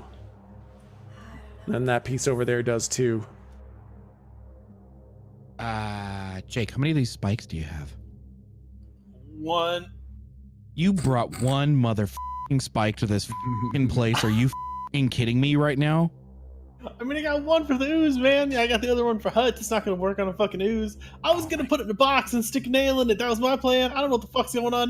Well, now that's all going to be gathering back together, and then it's going to get even bigger, and then it's going to get worse again. You can't stick the thing in the thing because you said it depends on the size of which you took the thing, and it's going to get worse. Well, how to make it any fucking smaller? We're already frozen. It's going to be so All right, size. shut up. It's gonna pull again. Just shut up. Just be ready to do it again. We'll try again. We have a good one-liner waves ready. her arms.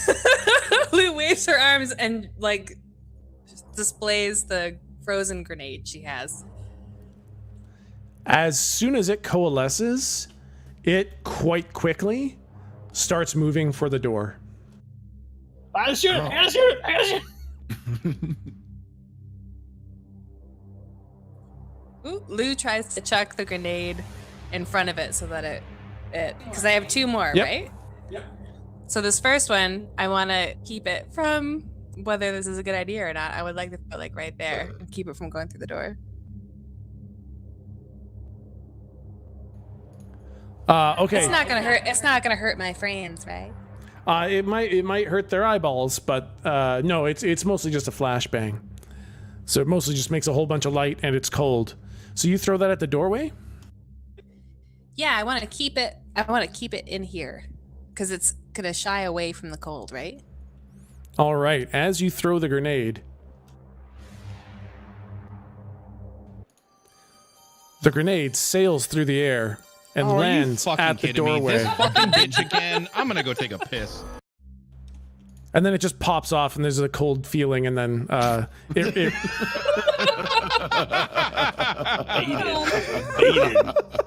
Expertly done. That was and and it runs backwards further into the room. I look at Jake. I say, all right, what are we gonna do?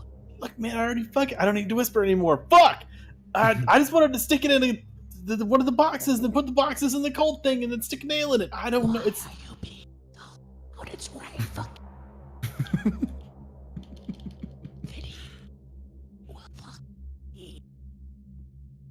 What? It starts creeping towards you there, Jake. Jake, you're on your own. I go through the wall. Yeah, I'm just gonna shoot it. I don't give a shit. Okay. What's the one-liner? Something from Batman Begins. All right, it freezes solid again. I pop back in. Did you do it? Yeah. Okay, well, what now? we- It'll stay Alright, man. solid as long as we don't break it up. Great idea on that, by the way. Yeah, why you make Slump do that? Make a big mess. Mr. Jorp would be mad. Very mad. Very mad. Very All right, mad. man. Well, fuck. We don't have a container. It's too goddamn big to fit in one of the boxes. Can't we just break it up, put it in two of the boxes, and stick it in the cold? Well, how do we destroy it? You don't. It's fucking invincible, man. Nah. That's stupid. That's stupid. That sounds If made we up. have- Invincible.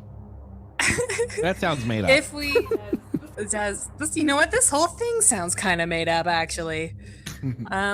If we cut this up, would it fit in the 4 coffins? Yes, right. Yep. Yes, right. We're in a morgue. They probably have a lot of cutting sharp implements. Oh, they definitely do. Yeah. Like some kind of like saw. All right, so I mean, quick gross. knowledge So- check for myself, I Yeah. guess. If I ceiling nail this, then cut it into 4 separate pieces, would the ceiling nail still apply the effect? Or did I just make 1 dead one and 3 alive ones? I will say you gather, if you seal it as a whole, then every other piece that you create from that is also sealed. You've sealed the monster. The whole weave is sealed. Okay, then yeah, fuck it. I'm gonna do that. I'm gonna just drop the gun because it's big and heavy and I'm small, and I'm just gonna go through my shit, grab the 2 nails. They look almost identical. Which one is which? I'm gonna stick them both in. Perfect. Yeah, absolutely. You jam the nail in, and it just kind of like, it's not like you're trying to chip through ice like you would expect. It slides straight in, all the way up to the kind of the base of the nail, and there's like there's nothing. You don't feel anything. All right, man. I don't know if it fucking worked, but let's do the Lou saw thing and put in the boxes. You chop fuck. I'm gonna grab some instruments from over here and bring it over here so that multiple of us can chop it at once, just to get this done as quick as possible in case it starts thawing right away. How big is this pile? Is it like drawn to scale, basically? It is, well, it's probably a little bit smaller than that. Like, that's kind of like, yeah, it's a little bit, it would fit in the four super coffins. Okay. Yeah, no, you grab one of those brain pan cutters, the like giant industrial pizza cutters. You grabbed one of the. That's exactly what I was trying to articulate. Thank you. You got one of those. You got one of those big nasty hacksaws for cutting off limbs. You got one of those rib spreaders. And then like what's another tool that people use? A giant scalpel. Giant scalpel. I don't know why you'd ever need a scalpel this big, but they've got one. It's the future, who knows? It's the future. They need them, okay? Yeah, absolutely. And you guys want to cut it up? Yeah, hell yeah. Yeah, I don't think there's any need for any kind of roll. Like, you guys have basically done the thing you needed to do. So yeah, absolutely. You chop it up into pieces and you throw them into the super resistant coffins. And now you have 4 coffins. I'm just going to move you guys out of the way.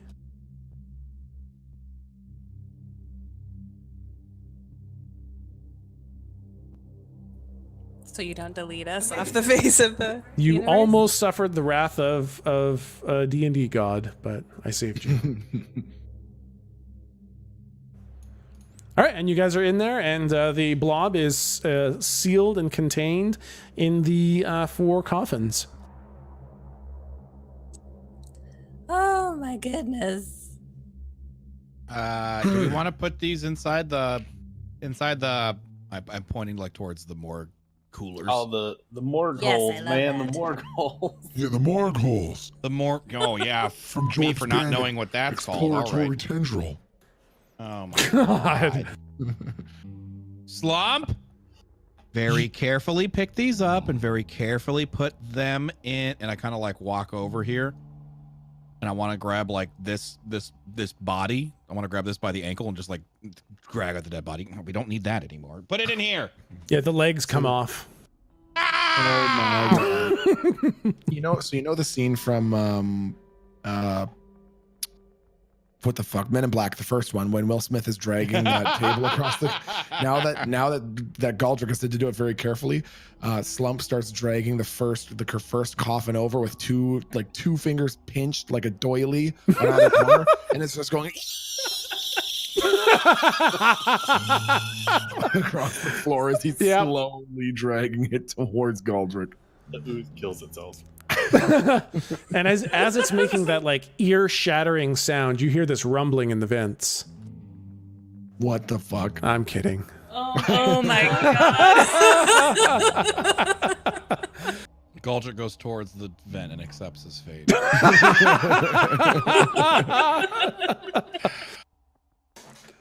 I'm gonna look for like a Sharpie or wax or grease pen, whatever the fuck is down here. What do you write on dead people with? I think a grease pen sounds about right.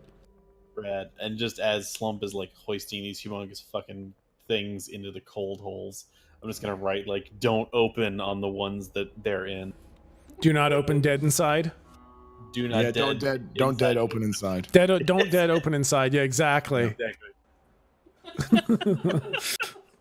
Yeah, absolutely. They are locked away in the morgue. I haven't looked at my notes all night, so I need to just quickly make sure that I haven't missed something unbelievably fucking important. Oh man, hurry up! Let's all go talk to Kirby and get some more requisition for her.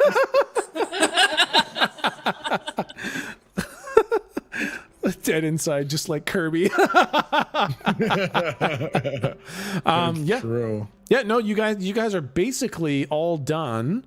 We have a couple minutes left, so why don't you guys, we're not going to start anything big next.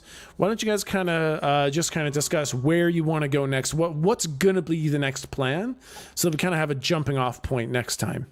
Slump says Not back to the hotel. Yeah. That's off. That's off limits for a little while. Slump says, Slump think maybe we should tell the sheriff and then Jorp about the evil, angry mud boxes. I think we should most certainly tell the sheriff about the angry mud boxes. Yes. Yeah. Because maybe he'll have a permanent cryo storage for them. Yeah. Cool. Yeah, we can keep them cool.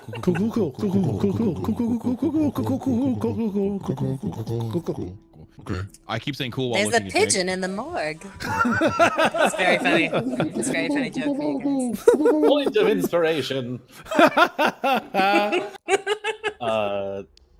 Can we like sweep the hospital to see if anybody's alive?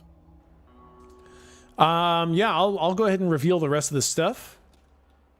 There's definitely nobody left alive. Oh, the last guy was that one guy. That's so and sad. we watch him get horribly eaten alive. Yep. You got to It's just the worst. see got to see him get melted right before your very eyes. I am going to steal a great deal of metagel and supplies. No one has to worry. Oh my no one God, needs that's this. very smart. I'll say you can probably get three doses of metagel. Most of it had already been used. Because there were people who were alive in here who were trying to survive for a while. That was one of the like clocks I had. It was a super aggressive clock. Like you guys basically were allowed to go to one other place and then come back to have a chance of saving any. We killed everyone. I'm kind of. Because you guys went to a lot of places and did a lot of things. Yep. Yeah, so no, there's nobody left alive in here. And something else has happened too. But you're not gonna know what until it's too late because it's already happened. Is it Hutch? Is Hutch alive? So I'm not a big I'm trying to look at his face. I'm not a big fan of you always guessing exactly what I have fucking planned. Well, I mean, it's kind of obvious the moment you told him, like, unless you sealed him before you killed him, he's coming back to life. And I was like, oh, all right. Yeah. Man, I wonder what is going to happen next. Hey, listen, I am a creative genius. I never, you know what? I never would have seen this plot twist coming. Oh, pump the brakes there, y'all. What do you mean you come back to life, huh? What the fuck happened to Hutch? See you next week, everybody. I said explicit messages not to kill fucking Hutch. Yeah, that was after. I would like to Those look came at- in after. If this is looking at Jake, I want to look at Jake and be like, you didn't send him to my hat, Flapjack. How many shots of the cryo cannon do I have left? It's 2. Never mind. Okay, awesome. So you guys want to? So you're just so I can basically start us off on the correct next scene. You wanted to go to the sheriff's office first, right? Yeah. Because we need to get these boxes contained and Yeah, obviously but all they're that probably going to work. have the tools to do that. Mhm. All right. Love it. All right, cool. Well, then next time we'll start off at the sheriff's office, and you guys can deal with Dr. Ick is going to live in that fucking closet forever. I guarantee you guys are going to forget about him.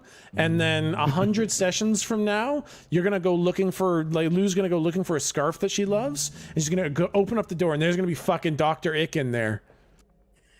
There's no way that I will ever forget. There's a scary undead German doctor in my closet. That is literal That is like hell. childhood nightmare. That's the exact thing. Oh, I hope you're going to sleep well tonight. Death. You would make a beautiful Frankenstein. Oh my god. But yeah, okay, cool. So we'll start off at the sheriff's office next time, and I have got some shit planned for you. I wasn't sure if we were going to get to it tonight or not, but there is some big shit coming your way, guys. Yes. Yeah, but also, like, honestly, good job with the hospital thing. If you guys had been loud, if you guys had been cavalier with shit or pushed your luck, that thing absolutely would have killed you guys. So good job, like, researching and goofing off, but also not getting yourselves all killed. I had a hard time coming up with a plan for that. It felt dire. It definitely felt dire all the way through. Yeah, you guys did. That was. You guys rolled with punches. You couldn't see the hospital. You did a good job dealing with it. I was a big fan of it chasing Galdrick around with its exploratory tendril. I love that I got that ability to walk through shit. I hated it at first, but now I love it. I love it so much. It's so perfect. Fuck. Yeah, no, I have it in my notes. Like, I've gone through all my old notes and looked for places where Galdrick could just walk through a wall to make sure that I am at least prepared for that. Quick, everybody take it. God. Yeah, for real. Y'all got a bunch of ghost meat back at the All you guys need to do is get the walk through walls and the oops and just like walk through a wall and be like, oops, what's in here? Oops, what did I just stumble into? Oops, what's in here? Darn. But yeah, awesome, guys. Thank you so much for fucking hanging out and playing some Monster of the Week. Hell yeah. See you guys next motherfucking Friday. Absolutely. Right. Thanks, guys. See you guys later.